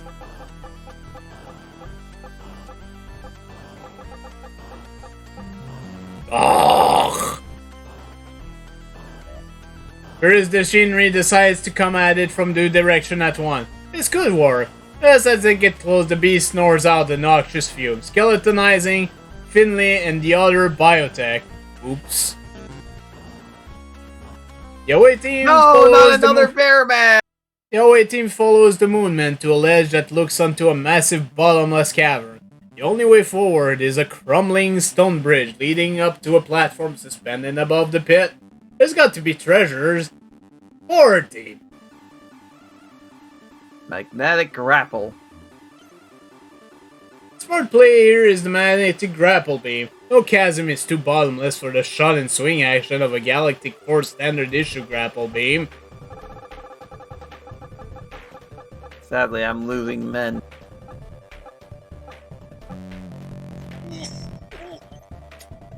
There's no time for multiple trips. SpuriousMachinery tells everyone to grab on and swing over the pit. Whoosh! The Several away team members slide off, clutching a pair of pleated officer's pants. Alas, what's left of your team has reached the, glowing green rock? Well, at least the Moonman seems excited. He's poised as SpuriousMachinery and head towards a large chest. Oh, that's more like it. Let's open the chest. SpuriousMachinery then opens the chest to reveal a solid brick of cubic turbonium.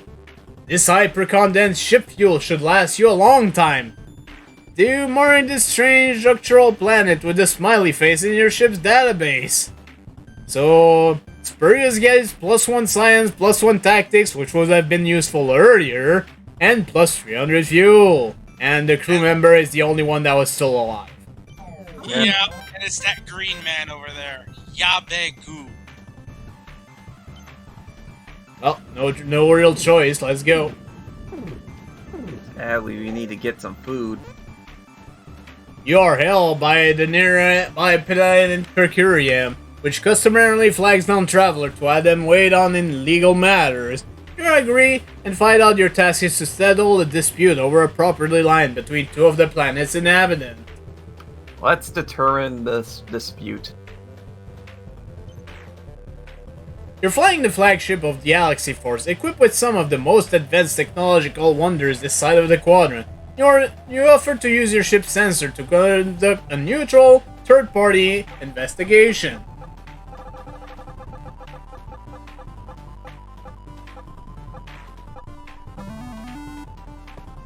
Success! After a few sensor sweeps, you're able to determine that the plaintiff is in the right there.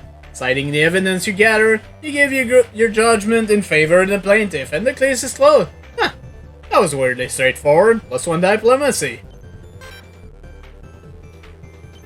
Sadly, All it's right. not food!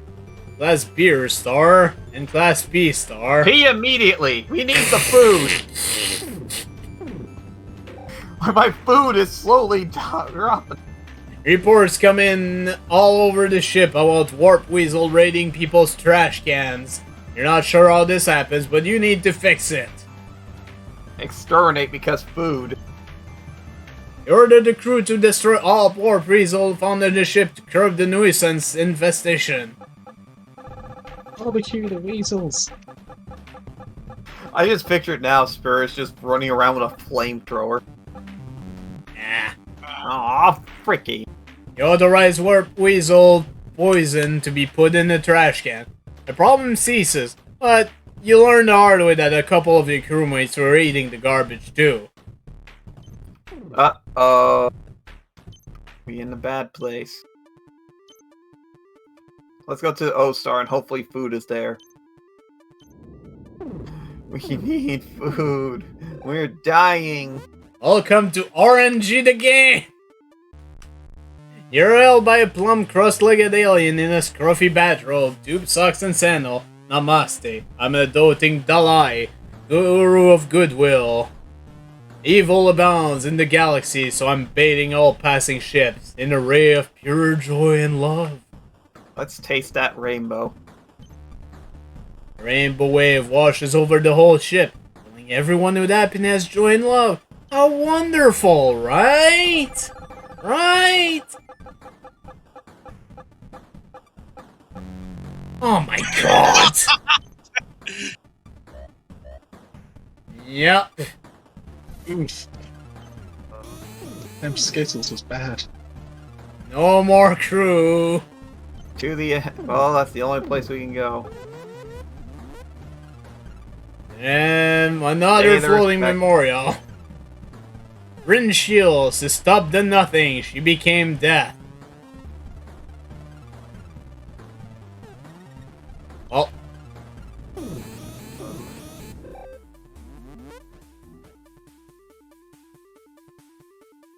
Yeah, we don't have any red shirts. God dang it. We needed that food.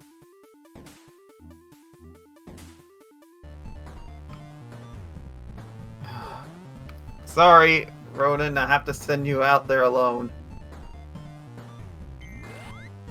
Alright. I need the food more. Rowan successfully beams to the factory planet's surface. This is definitely the legendary Nutri paste factory. The gate to the factory is so lavishly decorated. What should Rowan do? Ring the bell. Taking a deep breath, Rowan reaches out and lightly taps the doorbell. A loud gong rings, followed by a minute of silence that seems to stretch on and on. A catchy jingle starts playing and the gate swings open. A tall, fabulous woman steps through the gate, dressed in a colorful top hat and tailor suit. She is fabulous even by fabulous standards. This is not a Nutra. A starstruck Rowan nervously calls you, asking what to do. Present the credentials. And the Nutra is first and foremost a successful businesswoman. And what is business without bureaucracy? You order Rowan to present the resume. You ask them to prepare for such an occasion. Oh god. Oh my god, I am so dead. The Of course! This is awful. You're employed as an officer with this experience? Galaxy Force is more desperate than I thought. Here's up the resume when with it, Rowan's self-esteem. With all that resolved, neutron bows. I was intending to have a galaxy-wide contest to find a worthy group, but whatever. Rowan will do. Welcome to the grand reopening of Nana Neutra's new paste factory. How about a tour? Go for it. I can hardly believe this is happening. Rowan is going to be the first to explore Nana Neutra's factories in decades. Order Rowan to follow Nana in the factory. Factory opens up to a Nutri-Paste river with a waterfall. This Nutri-Fall church churns the paste to the perfect consistency. Nana says, then she hesitates. Well, really, the Jorga Blorgas over there churns it better, but it still looks cool. Let's infiltrate the workforce. Store is pre-packaged. You tell Rowan to have have him infiltrate the Jorga Blorga stuff to learn how things work behind the scene.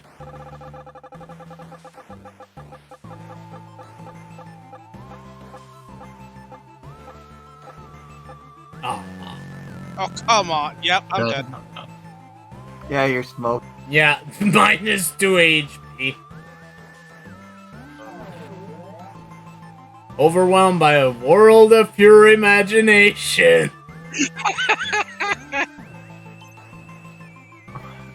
Class G star and hope we can survive. It's eat to live, not live to die. fuck, I'm It's dead. eat to live, not live to die. A group of adorable furry aliens want to trade you food and fuel for your broken computer parts. What a deal! Invite them on board. Unfortunately, your allergies kick in as soon as they step out of the airlock. I'll put on the encounter suits. That's the only thing I have. What crew? That's why I said I your all allergies.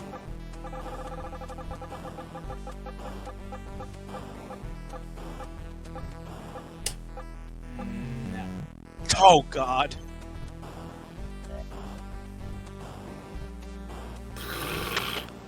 Yeah, Wow. one day of food. It's over. Yep. Just pick whatever. I'm gonna die anyway.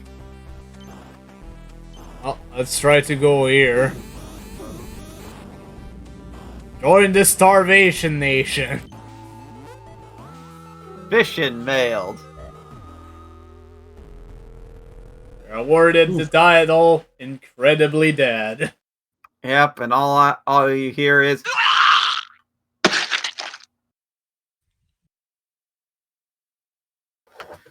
That's how I died.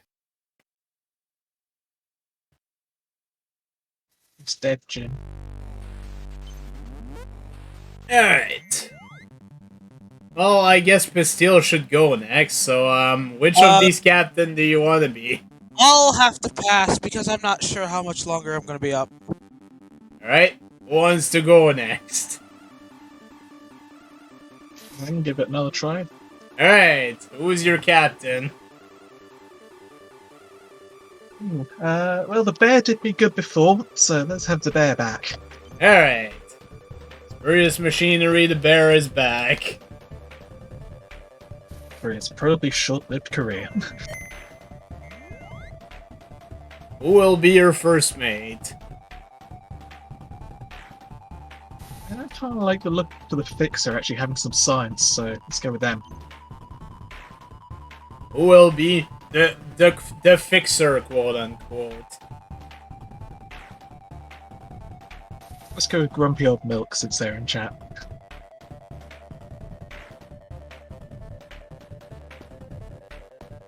Actually, let's just do it like this. Yeah, you're probably gonna die, but we're all gonna die. Alright, see you later, Kirby. Thank you for coming by. Honk.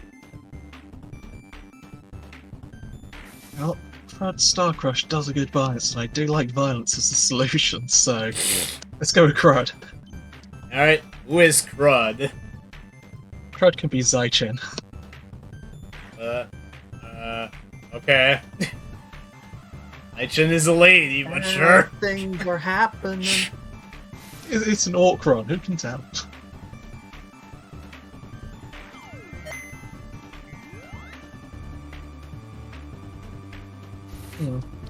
Okay, so we're terrible at tactics and diplomacy. Let's have Zachary back. Rick. And they can be Mike again as they were before.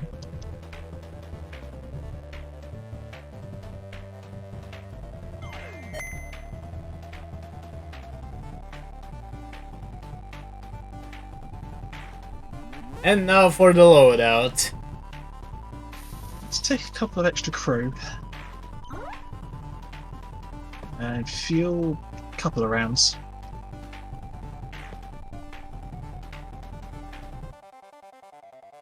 And let's go with 2 fuel, some food. Okay, a bit more food. Let's check a hull plating just in case. You'll have 2 credits. Yeah, I'm just thinking let's take another crew. We always need more meat shields. And food. Right. So first we've got an asteroid and a Class B star. Let's go to the Class B.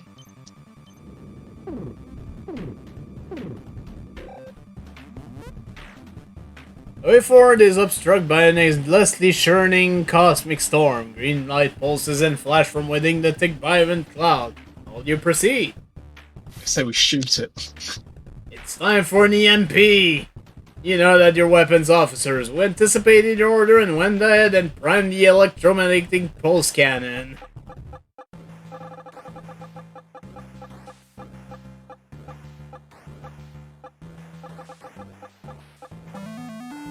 Jeez. An impressive cluster of implosion erupts throughout the storm. A lightning coalesces into easily avoidable orbs of energy. Your science team attempts to harvest the orb for fuel and, except for one deadly discharge, succeeds. Hey, violence against a storm. I have become Florida man.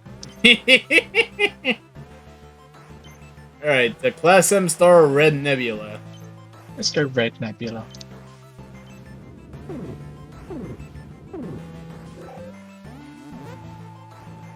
Hungry and curious, you dock with a warp junction bazaar, promising goods so foreign you swear they're all Terrorico.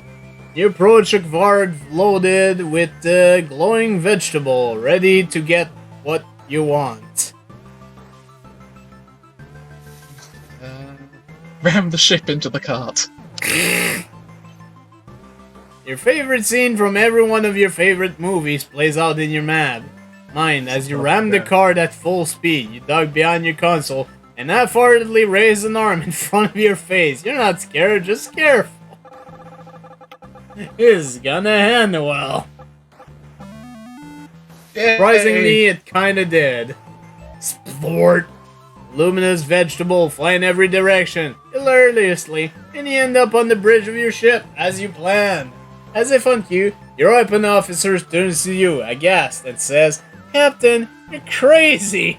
Cut and print. We got the shot! Yay, violence against shopping carts. Not much choice for the next one, so let's go. After nearly an hour and a half on the null call with Admiral Armstrong, it's clear that this thing is gonna keep dragging out. You've got to find a way out. In interference. You mute your microphone on the call, and then covertly give the order to fly towards a nearby nebula. That way the call will cut out on its own, right?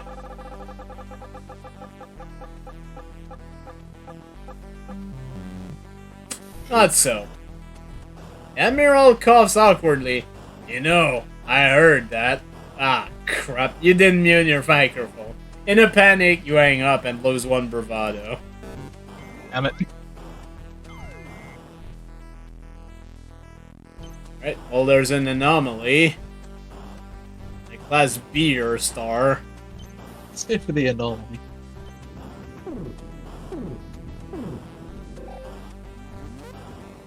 The transporter engineer calls you over concerned. The transporter is activated on its own, displaying seemingly random coordinates. The engineer is convinced it's a virus, but you know a call to adventure when you see one. I think we know where this is going. Send the team. Who will be going? Zaichin. Aishin grits their teeth, ready to face whatever random danger you're sending them to. Are you sure about this, Captain? Transporter engineers say, looking warily at the display. These readings are really strange.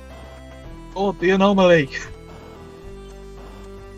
Legend isn't going to get off that easily. It's time for adventure, damn it. You nod to the engineer who sighs. Transporter fires up, antagonizing the away team, and then you lose all contact with them. Dyson stumbles forward, feeling disoriented. He'd been dumped right back into the transporter room. The transporter engineer looks surprised to see them. Oh, I didn't know you were around, she grumbled. What? Let's grab a burger. Aichin contacts the captain to say they are feeling hungry after that transport attempt, and they are heading to the cafeteria to eat. Captain doesn't respond, but the away team is too hungry to care. Aichin team wander around for a while, but when they reach where the cafeteria is supposed to be, they're greeted instead with a wall. They're still at it for a while, just in case the cafeteria is hiding. Nope, not there. Pass through that wall. It's clear the wall was Some jerk must have blocked up the cafeteria to keep them out. Did they have issues with Zaichin? Well, no metaphorical beef or physical wall will stop them from reaching their real beef. Phasers at the ready! Critical success! There is no mess hall, because every wall is coated with NutriPaste. Not really sure when that practice started. With each blast, more and more NutriPaste falls to the floor. It's a little disconcerting, but it's still totally edible. Investigation verifies that this isn't your ship, the Indestructible 2, but the Invulnerable 2, a Force Galactic ship from a mirror universe where everyone has red eyes. The away teams huddle up and plan their next move. I think we should just take them down. I mean, they put their food on the walls. Parallel universe are never good news, that's basic science. Zaichin commands their team to skip straight to overthrowing the probably corrupt Mirror Captain. If Zaichin is going to stop the Mirror Captain or Nega Captain or whatever, they're going to make their way to the bridge. There's a lot of ground to cover. How should they make the approach? Predictably, violence will be the answer. The away team may be battered and bruised, but those who remain do so because they're survivors. Fully armed Zaichin is sure they can take off everything between here and the captain's chair.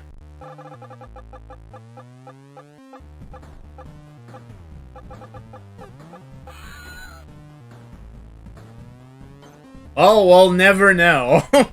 The moment combat breaks out, Ravax is shot and killed. The away team uses their body as a shield to cock incoming fire.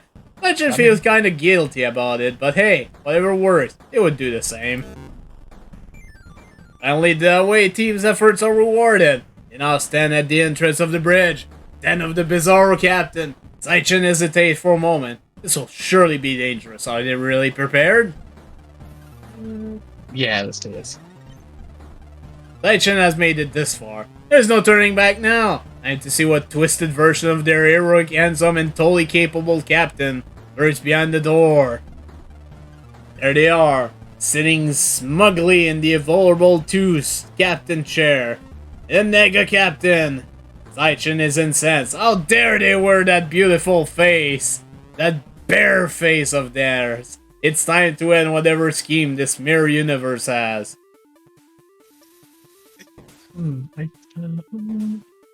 I'd kill them. Yes. Simple solutions are often the best one. Zaichin sets their phaser to the most deadly of the deadly settings and pointed right between the Nega Captain's red eyes. Maybe we're the baddies. No! It couldn't be! You got a critical success! Maybe we're very good at being the baddies. Zaichin shoots the Nega Captain in the chest. They shoot 3 more times, just in case this dimension has 3 hearts or something. Life sign lost, a robotic's voice said. Yay! They say they less self-destruct. Oh, less yay. Plus 1 bravado. The ship is coming apart and time is running out. Should Zaichin give the invulnerable 2 crew second chance as part of Galaxy Force? Or should they take Force Galactic's resource, you know, to use for good? We could do with bulking up the crew numbers, loot some crew. Save the crew. Loot them. It's not the Mirror Crew's fault, there are twisted clones of your friends and family. Zaichin resolves to give them a chance at new life, guiding the invulnerable 2's crew to a transport onto your ship. Damn. You will not have a crew problem for a while at least. You say that now. That's why I said for a while at least. Let's try the asteroid belt. There's burgers Right. in there, space rocks. Traffic is backed up for 7 parsecs due to an overturned energy tanker that flipped due to lost wormhole cover in space. Yeah, that makes perfect sense. Shortly after deploying a routine foraging expedition to a nearby jungle world, you receive an emergency request. A sweaty corporal explained that the team is being chased by a Grubulus Rex, the most feared alpha predator in the sector. I think I have an idea. Thank you, Windows Defender. You've seen it work in the movies. You order your team to sprint to the nearest cliff and assure them to jump. Invisible 2 will be waiting to catch them. This will be some awful footage for the Galaxy Force recruitment media. Nope. Oh. The team is at the dead run for the ship. The Grubulus Rex hot on their trail. Head up to their ships. But so does the Rex. It happily slides off the engine as it shoos loudly. Still great footage, but yeah, fuel is not looking too good. And just for shits and giggles, of course they need fuel. Alright, a Class U star, Class G star. That's G star, I think.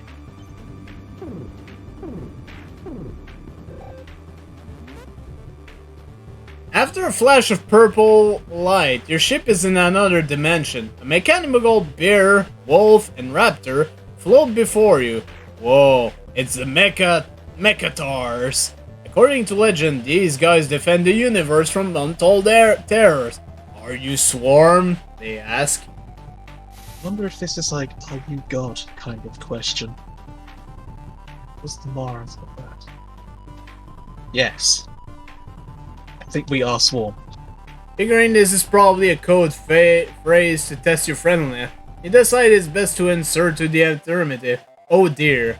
In the Mechamers, Swarm are the enemies. Shields up! Oh.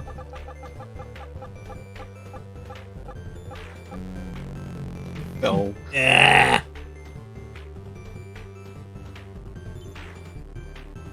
You're no match for the Mechatars. Coordinated elemental attacks. Miraculously, you somehow make it back to your own dimension.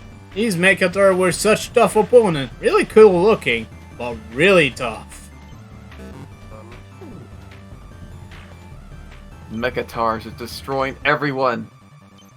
Let's head for the planet. The planet detected? Yeah, the Class M planet. Yeah.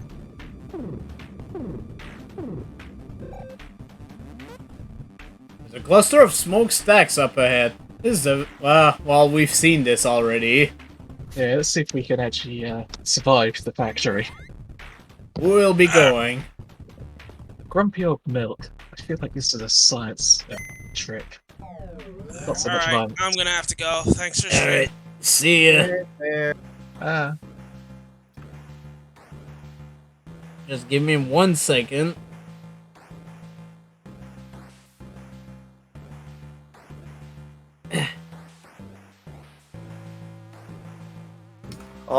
Also, don't blame me if you see Ronan being made into goo.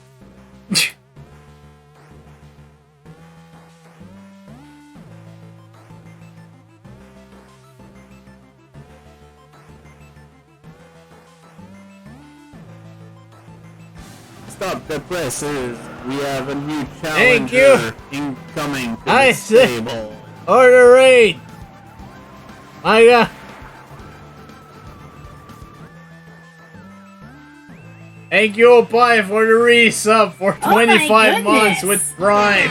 Thank you so much for staying in the stable!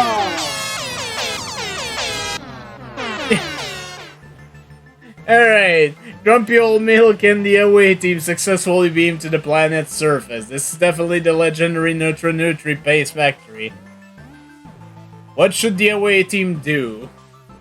We should have a look around first, in case there's science around.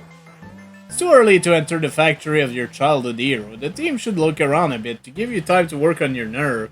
Grumpy Old Milk nods and order the away team to follow them down some back streets. Uh-oh. This isn't known as a factory planet for no reason.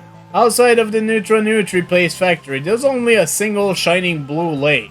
Since the rest of the planet is covered by smokestack, it's amazing the lake has remained unpolluted. Maybe it's not unpolluted. Science that lake. A lake that has been in this factory environment for so long has to have some interesting properties. You order Grumpy Old Milk to have the away team study the liquid.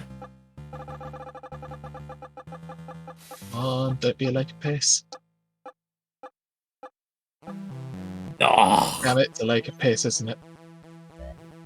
Test the water's buoyancy, the crew goes swimming. Yay, swimming! They play water polo, the UN stand, and cannonball, and splash around. The crew forgot to wear their arm floaties drowned. It totally ruins the mood. Oh. Your team away team returns from the lake feeling slightly refreshed. And then the Nutri Factory still sure is imposing now. Let's ring the doorbell. Taking a deep breath, Grumpy Old Milk reaches out and lightly taps the doorbell. A loud gong rings, followed by a minute of silence that seems to stretch on and on. A catchy jingle starts playing and the gates swing open. A tall, fabulous woman steps through the gate, dressed in a colorful top hat and tailor suit. She is fabulous even by fabulous standard. This is not unusual. A starstruck Grumpy Old Milk never really calls you asking what to do. Ooh, geek out. Oh my god, my god, my god! It's actually Nana Neutral! She's so great! Does she know that she's great? Enter grumpy old milk to tell her that she's great. Seems more like diplomacy than science, but okay. Oh, son of a... Grumpy old milk can't handle the tap. She's just too great to express with words. They begin to foam at the mouth in excitement. They collapse to the ground, twitching. Luckily, Nana Neutral knows CPR. So, great. With all that resolved, Nana Neutral bows. I wasn't intending to have a galaxy-wide contest to find a worthy group, but whatever you folks would do. Welcome to the grand reopening of Nana Neutral's Nutri-Paste factory. How about the tour? Yeah, let's go for the tour. It's risky, but yeah. Can hardly believe this is happening. Your away team is going to be the first to explore Nana Neutral's factory in decades. You have to lure grumpy old male to follow Nana into the factory. Factory opens up to a Nutri-Paste river with a waterfall. This Nutri-Fall churns the paste in the perfect consistency. Nana says that she had to stay. Well, really, the Jorgal Blorgas over there churn it better, but it still looks cool. I don't like the idea of those Jorga bloggers, so let's just inquire about the chemical process. That beautiful, beigey slage waterfall? Who cares? What about the science of what's happening? Why doesn't anyone ever focus on the science? Hard science.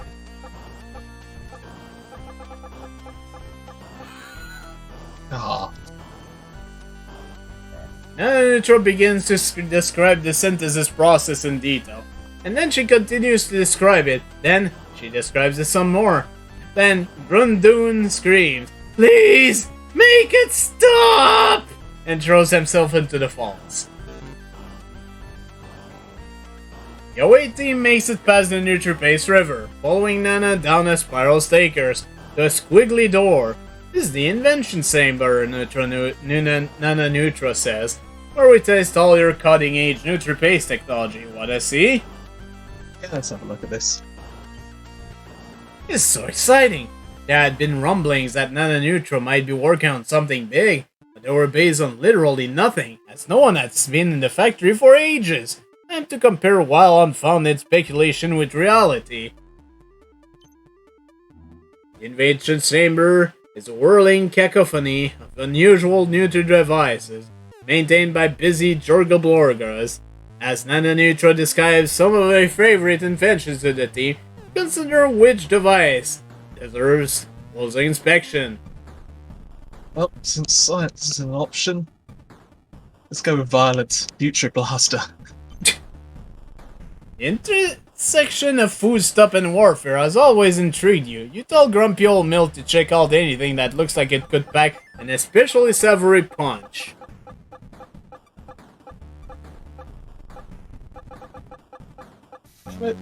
Ugh.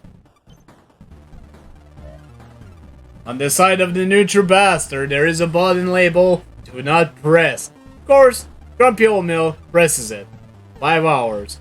1,000 zombie Jorga Blorga and a quadrillion spacebuck worth of damage later. Nana Neutral is quite displeased. And he's dead. Should we All- fail the mission? Well, Yes. We got +4 crew out of it somehow. But, oof. it might have been the remaining crew.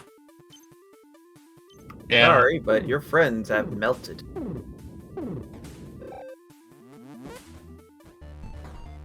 A space vortex opens up in front of you. Your ship's sensor detect an unknown object is emerging from it, headed right your way. Battle stations. Unknown's incoming. Shields up. Launch plasma torpedoes into the vortex as a warning shot.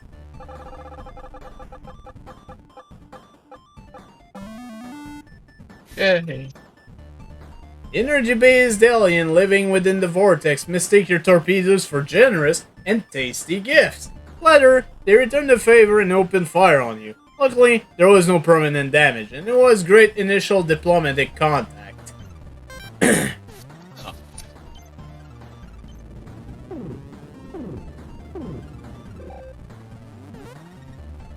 Several officers have returned from of course, you lost all your science now. And they seem to have brought an unwelcome virulent guest with them. It's the space flu. Engage the noodle soup protocol. Only one way to deal with the space flu. Good old-fashioned space cooking. You ordered the cafeteria to prepare the best damn chicken noodle soup they can approximate with NutriPaste. Ooh, this doesn't look good. Wow, okay. After a few helping in the soup, everyone gets better. Works like a charm. Plus one bravado.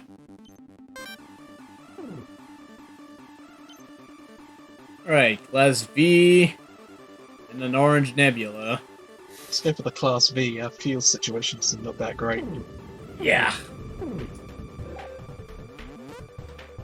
One of your ensigns have been reading too much metaphysical philosophy. They have started wondering loudly if they really exist, or if maybe only they exist and everyone else is a figment of their imagination. It's freaking everyone out. I think you need to throw the chair. I mean, this could be dangerous, but... Could someone who didn't exist throw a chair at another person? Of course not. I can't think of no better way to clear up these philosophical quandaries. You grab the nearest chair and hurt it as hard as you can.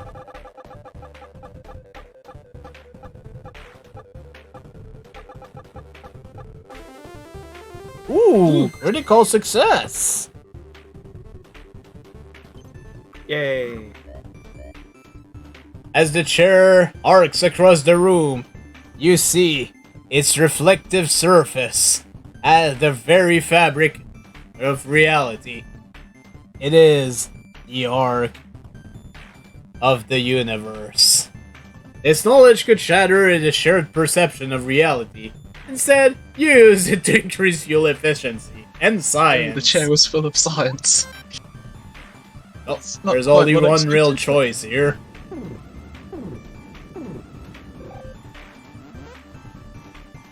Give me 1 second, once again. Ensign Lemmy's eyes roll back and speak with a stilted cadence. I am Signicomatus, master of minds. Best me in mental combat or surrender your crew. Your view screen flared to life and a grinning lizard then awaits your next move. Well, since we can't just shoot this guy, I'll send myself. Why the hell not? Stand up, you got this. How hard can this telepathic thing be anyway? You haven't done it before, but you heard about it several times. It's like normal thinking, except it's thinking of another person. Think bare thoughts. Think bare thoughts. Damn it. Ah. Your insecurities are laid bare before the mighty cynical Gnatus. Reeling from the imposter syndrome, you break the fight and hastily tell your crew to abandon ship because this isn't even a starship. Some of them are fartedly acquiesce. You lose one diplomacy.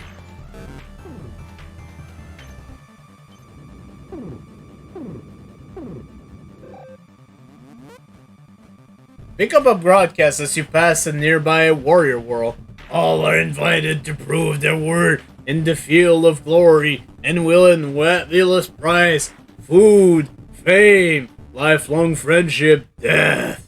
Stroke your chin and consider their proposition. Not entirely of violence? We gotta visit this. Yay. Saichen, you're up for this. Had a feeling. Your Oh, away so team there's arrives one. in front of the Colosseum. Banners proudly displaying various home planets wave in the breeze. There's a buzz of excitement in the air. Your team of champions awaits your order.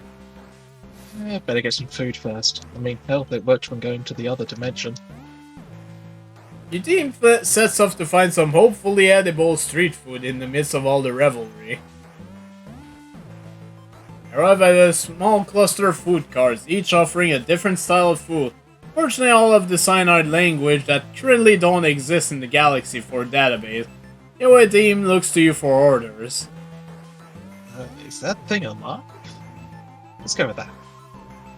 Zaichin is ending a wriggling multi-legged creature and chokes back a gag. Hopefully it's a delicious, wriggling, multi-legged creature.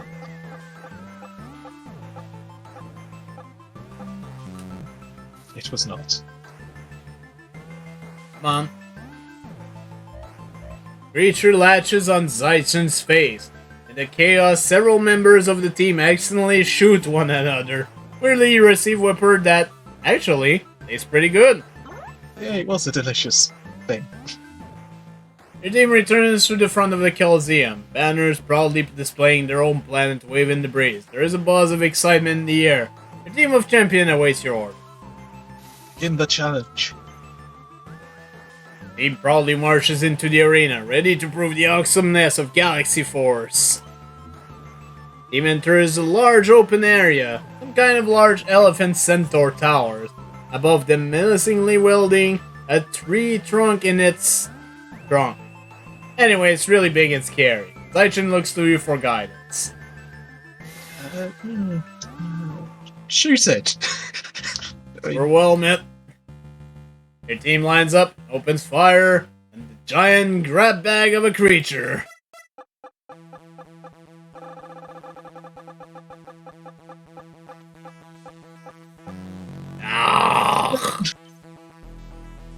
Laser shots are just making it angrier. It goes berserk and stamps around something fierce, trampling Zaichin.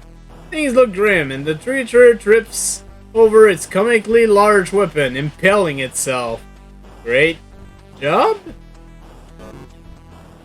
Damn it. Team returns in front of the Coliseum and recuperates, readying themselves for the next challenge. Next challenge it is. Curious to see what's next. Your away team re-enters the arena. Your team enters a gigantic labyrinth filled with what you can safely assume are dastardly traps and monsters. With no clear path forwards, Zaichin requests some order. Just start walking. Warn That's the worst Zaichin not thing to that could overthink the current situation, just go with it.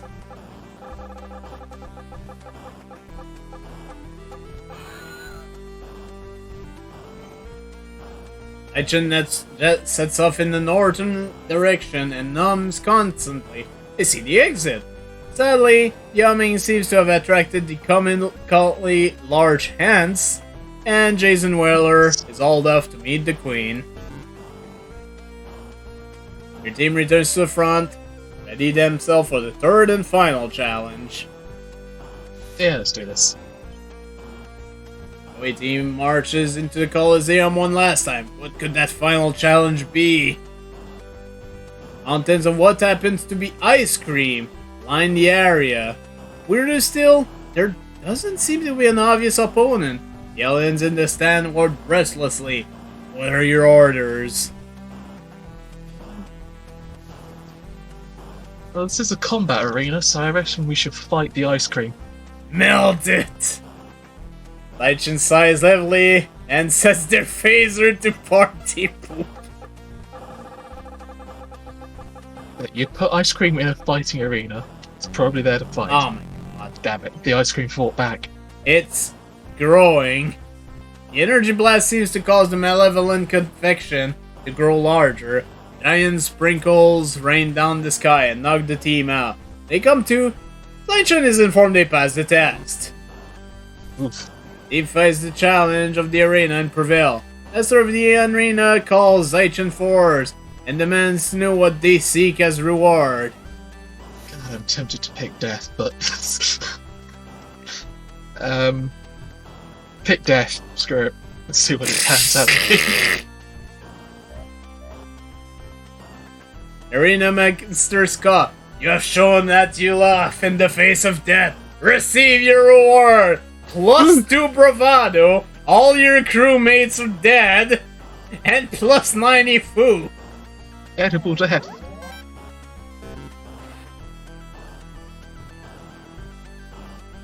Oh, Jesus Christ. Alright. Is there a pit stop up ahead somewhere? Oh. Somehow, while experimenting with a new dish, your head chef accidentally created a batch of supercharged neuter paste. It's chock full of electrolytes, so that's what crew and ship crave. I think you should give it to the ship. If it's got what the ship crave, better give it to the ship. You dump the electropaste into the fuel hole next to the warp core, and immediately notice an uptick in the engine efficiency.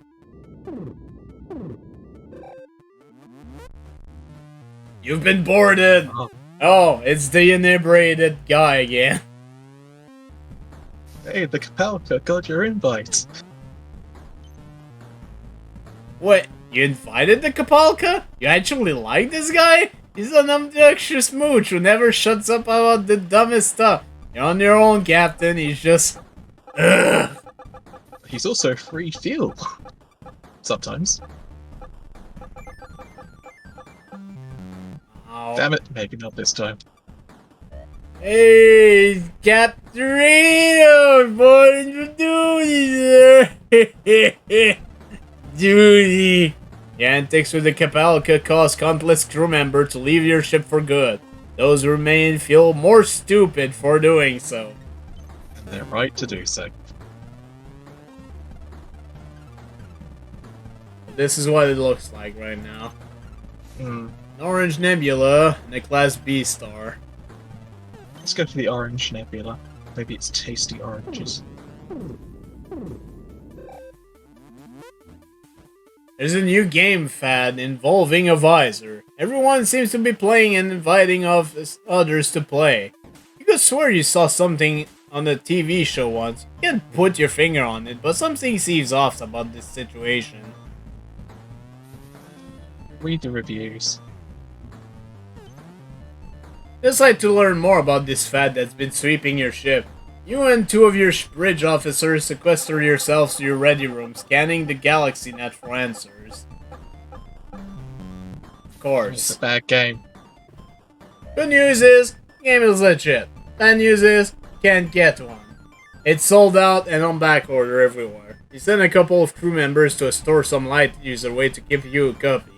They are never seen again.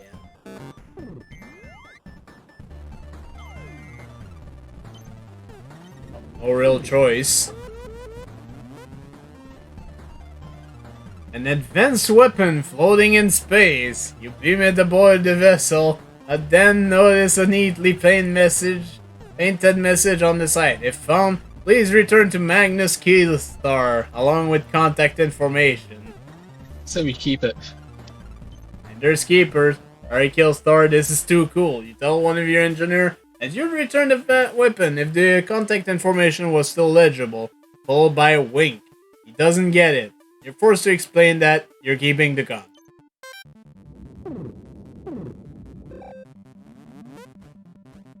What initially appeared to be a star seems to be a planetoid covered in a calm golden ocean. Suddenly, your sensors indicate multiple anomalies coming from the planet, and inside your ship, if you believe in space ghosts, it would be scary. I like how Who's Up for a Swim doesn't actually have a positive outcome, so let's go with that. There's something calming and serene about the glistering waters of the planetoid surface. A quick scan indicates that it should be safe for consumption, which is enough justification for the crew to start changing into swimsuit.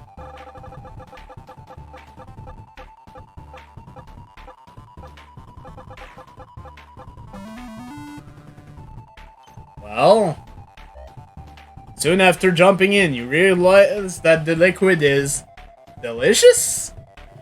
Recognizing that some of your less civilized crew member may be relieving themselves into this food source, you collect some goop from the other side of the planetoid. Ooh, free goop.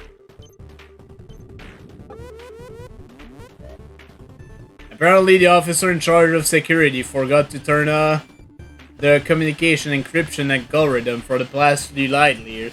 Now everyone knows that tactical attend pattern delta means go around in a circle and shoot a bunch. Great. Oh, No, Mike. he did have tactics, so you're out of tactics. Dead. As you approach this baby blue planet, you're overwhelmed by this aura of tranquility, beauty, and overpriced luxury. Can't be no doubt. This is the legendary resort planet, Bahama Micah 7. Your officers make their best puppy dog eyes. Yeah, alright. Let's send Mike down. As punishment. The away team beams into Bahama Micah's lobby and is packed. This place is even more popular than they imagined. Other than someone crying by the concierge, everyone here seems super excited. Might as well check out the crying. Maybe it's food. Mike signs as you tell them to investigate the commotion. Maybe the team can help. Maybe someone is having trouble checking in. Well, everyone deserves to have a nice day. Oh no, it's a Kapalka! Kapalka, the slug-like, constantly inebriated intergalactic mooch, is slumped against the concierge desk. The resort staff watch in horror. Let me in, he sobbed. I've been looking forward all year. Get him out of here. Preferably into the fuel tanks. No way, no how should Mike let that perpetual pestilence anywhere near their beach fun time. You order your officer to do whatever they can to get the Kapalka out of here. Your away teams arm their phasers.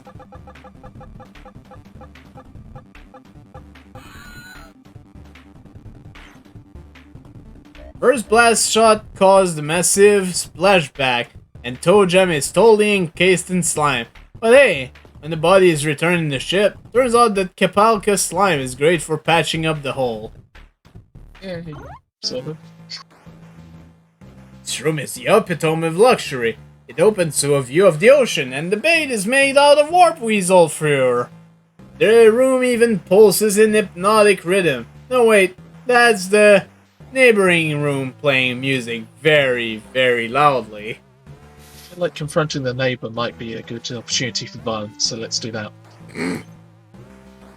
Certain that this is a problem they can handle themselves, Mike walks over to the neighboring door and gives it a 4-foot nod.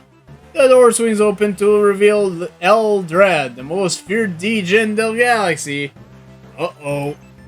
Oh no. Oh no. Eldred stands in the doorway, looking at the away team disdainfully. His room is filled wall-to-wall with deadly music equipment, which thumps and screeches. Sorry, malevolent mix maestrus bellows over his tune. No autographs. Punch him in the face. The simple option is the best. There's no option. reasoning will villain like Eldred. Or if there is, it won't be after Mike smacks the DJ in the face. Get him, Mike. I'm just running around punching people now. So I'm a descendant of Buzz Aldrin? Eldred topples right over the controls for his base cannon and fires a massive percussive blast out of the room. The officer shouts to the away team to get down, but Christoph Tesla starts dancing instead of ducking. Ooh. In the morning, everything becomes clear. The team arrives in the Bahama Micah 7 at the same time as the annual EvilCon, a gathering of the galaxy's villains, from the dangerous and cunning to the downright incompetent. This could complicate things. Right, we are the baddies, so let's check out the Evil Expo. You may have not intended to send your away team to a villain convention, but that's where they are. You'd be remiss if you didn't snoop around. You order Mike to check out the convention floor. Among the many events at EvilCon are specialty talks given by some of the galaxy's most feared villains. If the team attends one of the lectures, maybe Mike could learn more about how they tick, but which one? Try the mind reading. It's not much of a chance, but it's better than nothing.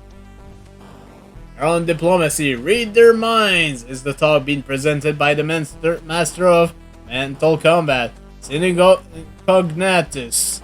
You're a little worried about this talk, but it's probably still important to attend. You send your team. Also, hi, Cryo, if I haven't said it.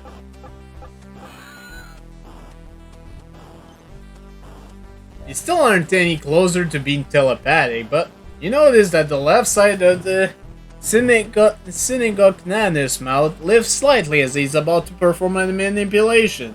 It's an important tell. Too bad it cost you a crew member to realize this. Hey. And the lunch puppet, catered by the underbaker, a tall black man in a makeshift villain costume, piles crumpet on a blade. It's your friend Sergeant Desmond Popo of the Space Police, undercover at EvilCon. That outfit is so bad. He needs out. Well, I don't see any diplomatic options, so try for violence. Quote-unquote arrest Sergeant Popo. You ordered Mike and the away team to pretend to arrest Sergeant Popo, so the villains will be convinced he's a villain, not a space policeman and a unitar, hard-bald mustache, and latex cape. Jeez. Someone's going through a table.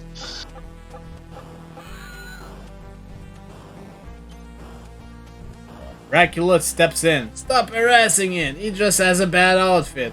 Putting an arm around the undercover cop, Dracula promised the villain makeover and flings the latest cape away. And it lands on one crew member who's deathly allergic to latex. All the away team survives by some measure, morning shenanigans, and an eventful lunch, and according to the pamphlet Mike picked up, the resort has organized several activities for the evening. Neat! Luau or Dungeons and Dragons? Let's go to the Luau. An historical Earth tradition which has been appropriated and distorted by countless culture. No space vacation is complete without a space luau. At least, that's what you've been told by the Space Luau Promotion Bureau. EvilCon's luau is surprisingly classy. A Sligar is roasting on a split, and the Grobelin luau dancers are great. Dazzler beams, nursing a drink and looking bored, is flanked by Racklord and Tad, that jerk from your ship. Both are ending on her, badly. Ugh, Tad. And all of the options are stats you don't have. Try and get Days of Beams out of there, just to screw him a tad. Seeing guys drop cheesy pick-up line on an uninterested woman is the worst.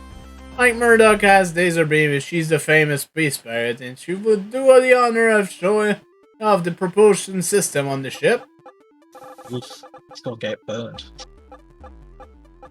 Someone's gonna die, or I'm gonna get hurt. Yep. Eesh.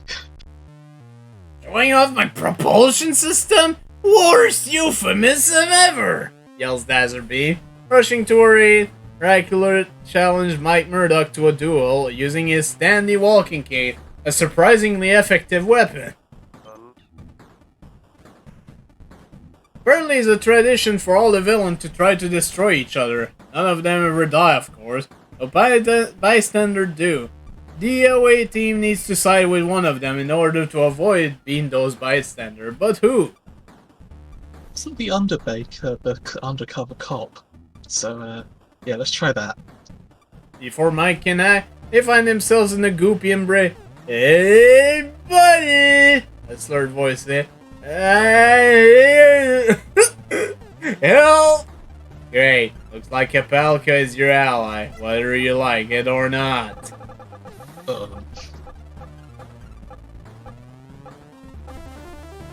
Finally a critical success, Jesus! Signigodakus attempts to block your path, locking his mental powers on the Kapalka. Moment later, the mentalist is retching on the floor, instant thing over. That thing shouldn't even be alive. he groans before passing out. Yeah. With the villain fighting done, all that remains is the highlight of EvilCon, the Villain's Choice Award. As Eldred hums the bass, villains get up on the stage to receive various honors. Surprisingly, Mike is called up. Ooh.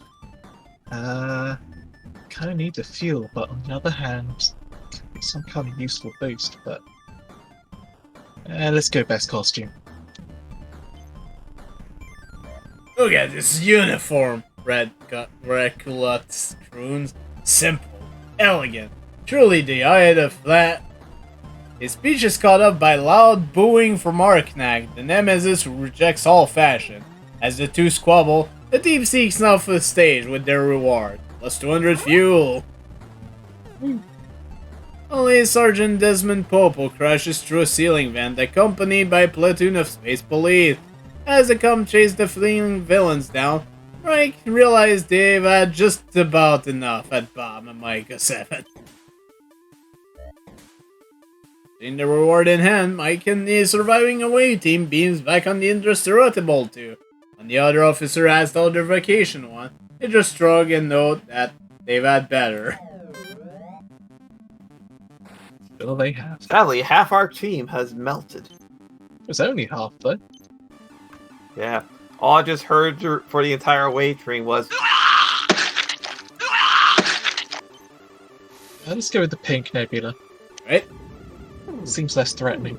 Well, that's probably an error. An ancient planet-eating doomsday robo-destroyer has suddenly come to life nearby. According to legend, it's nigh unstoppable. Hey, let's try docking with it. You direct the navigator to line up with the docking port at the rear of the robo-destroyer. Plug it in, plug Nope. it in. Oh. Oh no! For such a big ship, it's surprisingly hard to dock with. You awkwardly move your ship up and down its hull, looking for an opening. You find one, but that would require the navigator to parallel dock with it. You give up totally flustered. -1 bravado. Okay, asteroid belt or pink nebula? Let's try the other pink nebula, it's less threatening.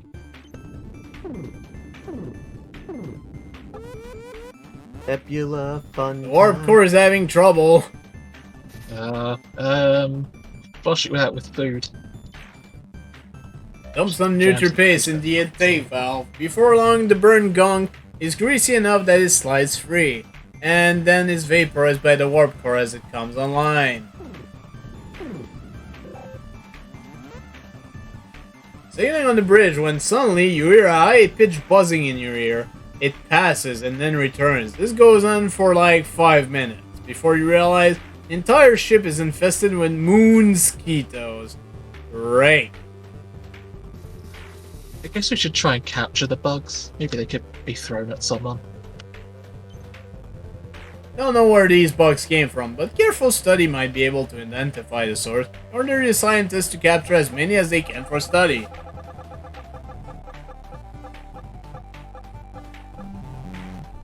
Oh. And Steve spend oh god! Ooh.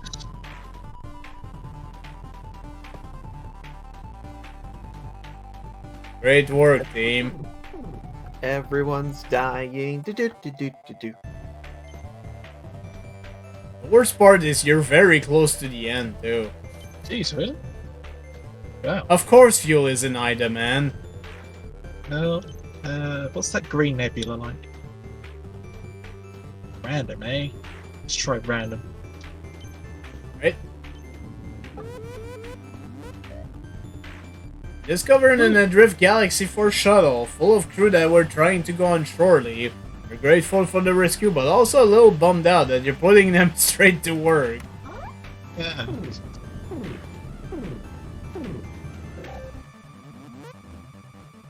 Comm screen flashes on.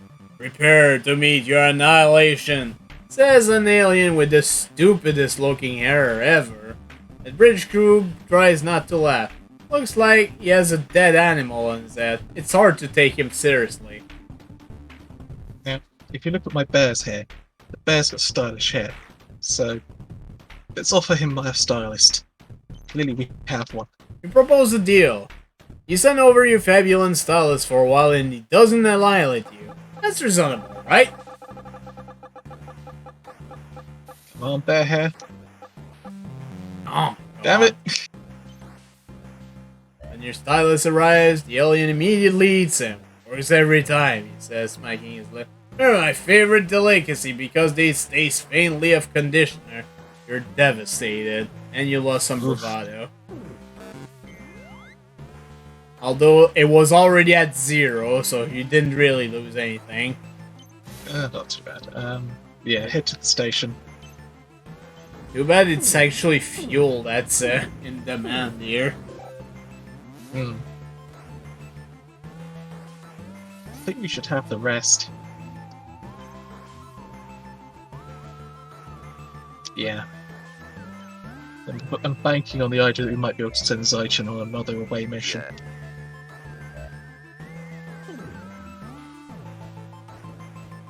Let's chat with the locals.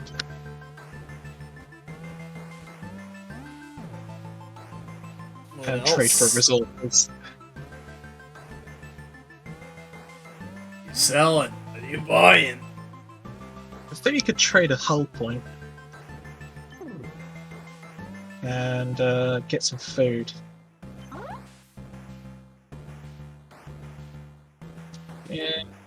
Yeah, that'll do.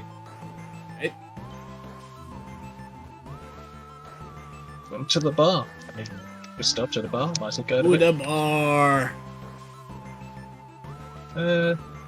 Let's check out the miner.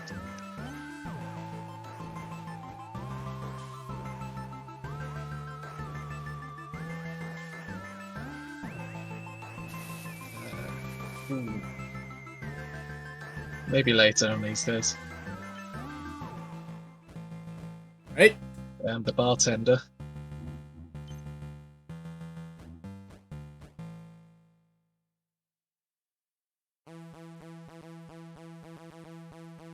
Yeah, maybe later. I kind of don't like the idea of like barely upping bravado. Yeah, let's head back. This place is kind of a. Just head back to the ship. Alright.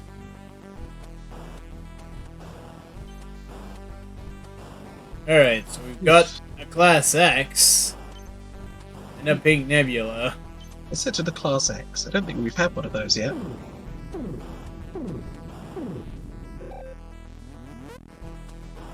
Your ship is infested with Warp Weasel. Foremen are all Blast them. arguing over. Alright.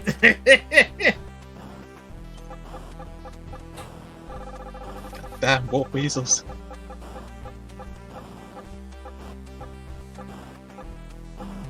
Oh my god. Oh,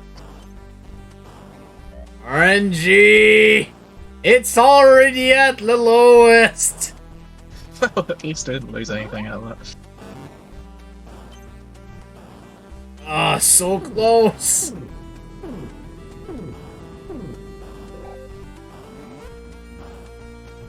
Oh, yeah. Oh, well, there's Dazer Beams again. Shooter. Oh boy, here we go. Go Geronimo. violence!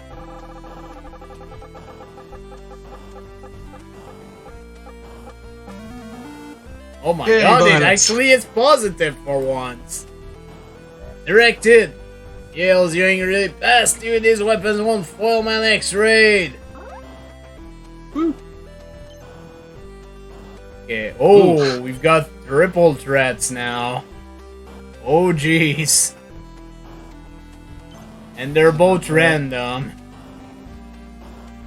Let's try the Class V. It's kind of pink. That's right. Let's hope. Your hill. Okay, it's this again. Oh. Let's There's try. Our bravado has been kind of terrible, but can we afford to waste a few? Yeah. Let's listen to all sides. Try the diplomacy thing. Again, less qualified than the average race traveler, the Picurians typically last to decide these matters. You figure why not? At least make sure you're getting the full story first. Get the whole story. Bad things may happen. Oh, At least it's only not a the regular worst, but still. Oh, well, you didn't win anything, but you didn't lose anything, so I guess This that's is my good. punishment for the last round of just using maximum bravado. Come on! Hey! Success! Unfortunate warmonger. Yeah, this feels about right. Jesus. Oh my god! 6 fuck. Ah, Jesus. Your bear is the Your bear survives again. Hey! Oh my goodness. Oh, I can't believe it. Hell made that one. dreadful vacation. Jeez, just like 12. Jeez. Skin of a teeth, practically. Alright. My voice is kind of shot right now. I'm thinking actually of calling it quits for tonight. I mean, we did get 2 more done. I'm going to guess it's not gonna be as easy, well, not that this was easy, mind you, but it's gonna get worse. It's gonna get worse before it gets better. Clearly we need to redo the Wiki May. I've never managed to do the last sector. Oh jeez. Granted, it has been a lot of time since I played this myself, so...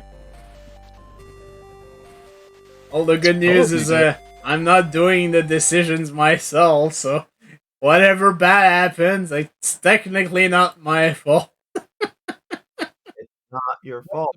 Yeah. Alright, anyways, I'm gonna call it here for tonight, because my voice is kind of fucked. I don't know why, but it is. And that's despite hydrating the whole time, too, so thank you very much, everyone, for coming by. Thank you.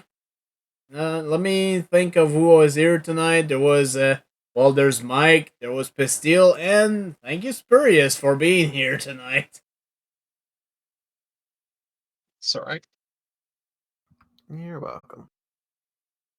Alright, let me actually have a quick look at who is currently streaming at this hour.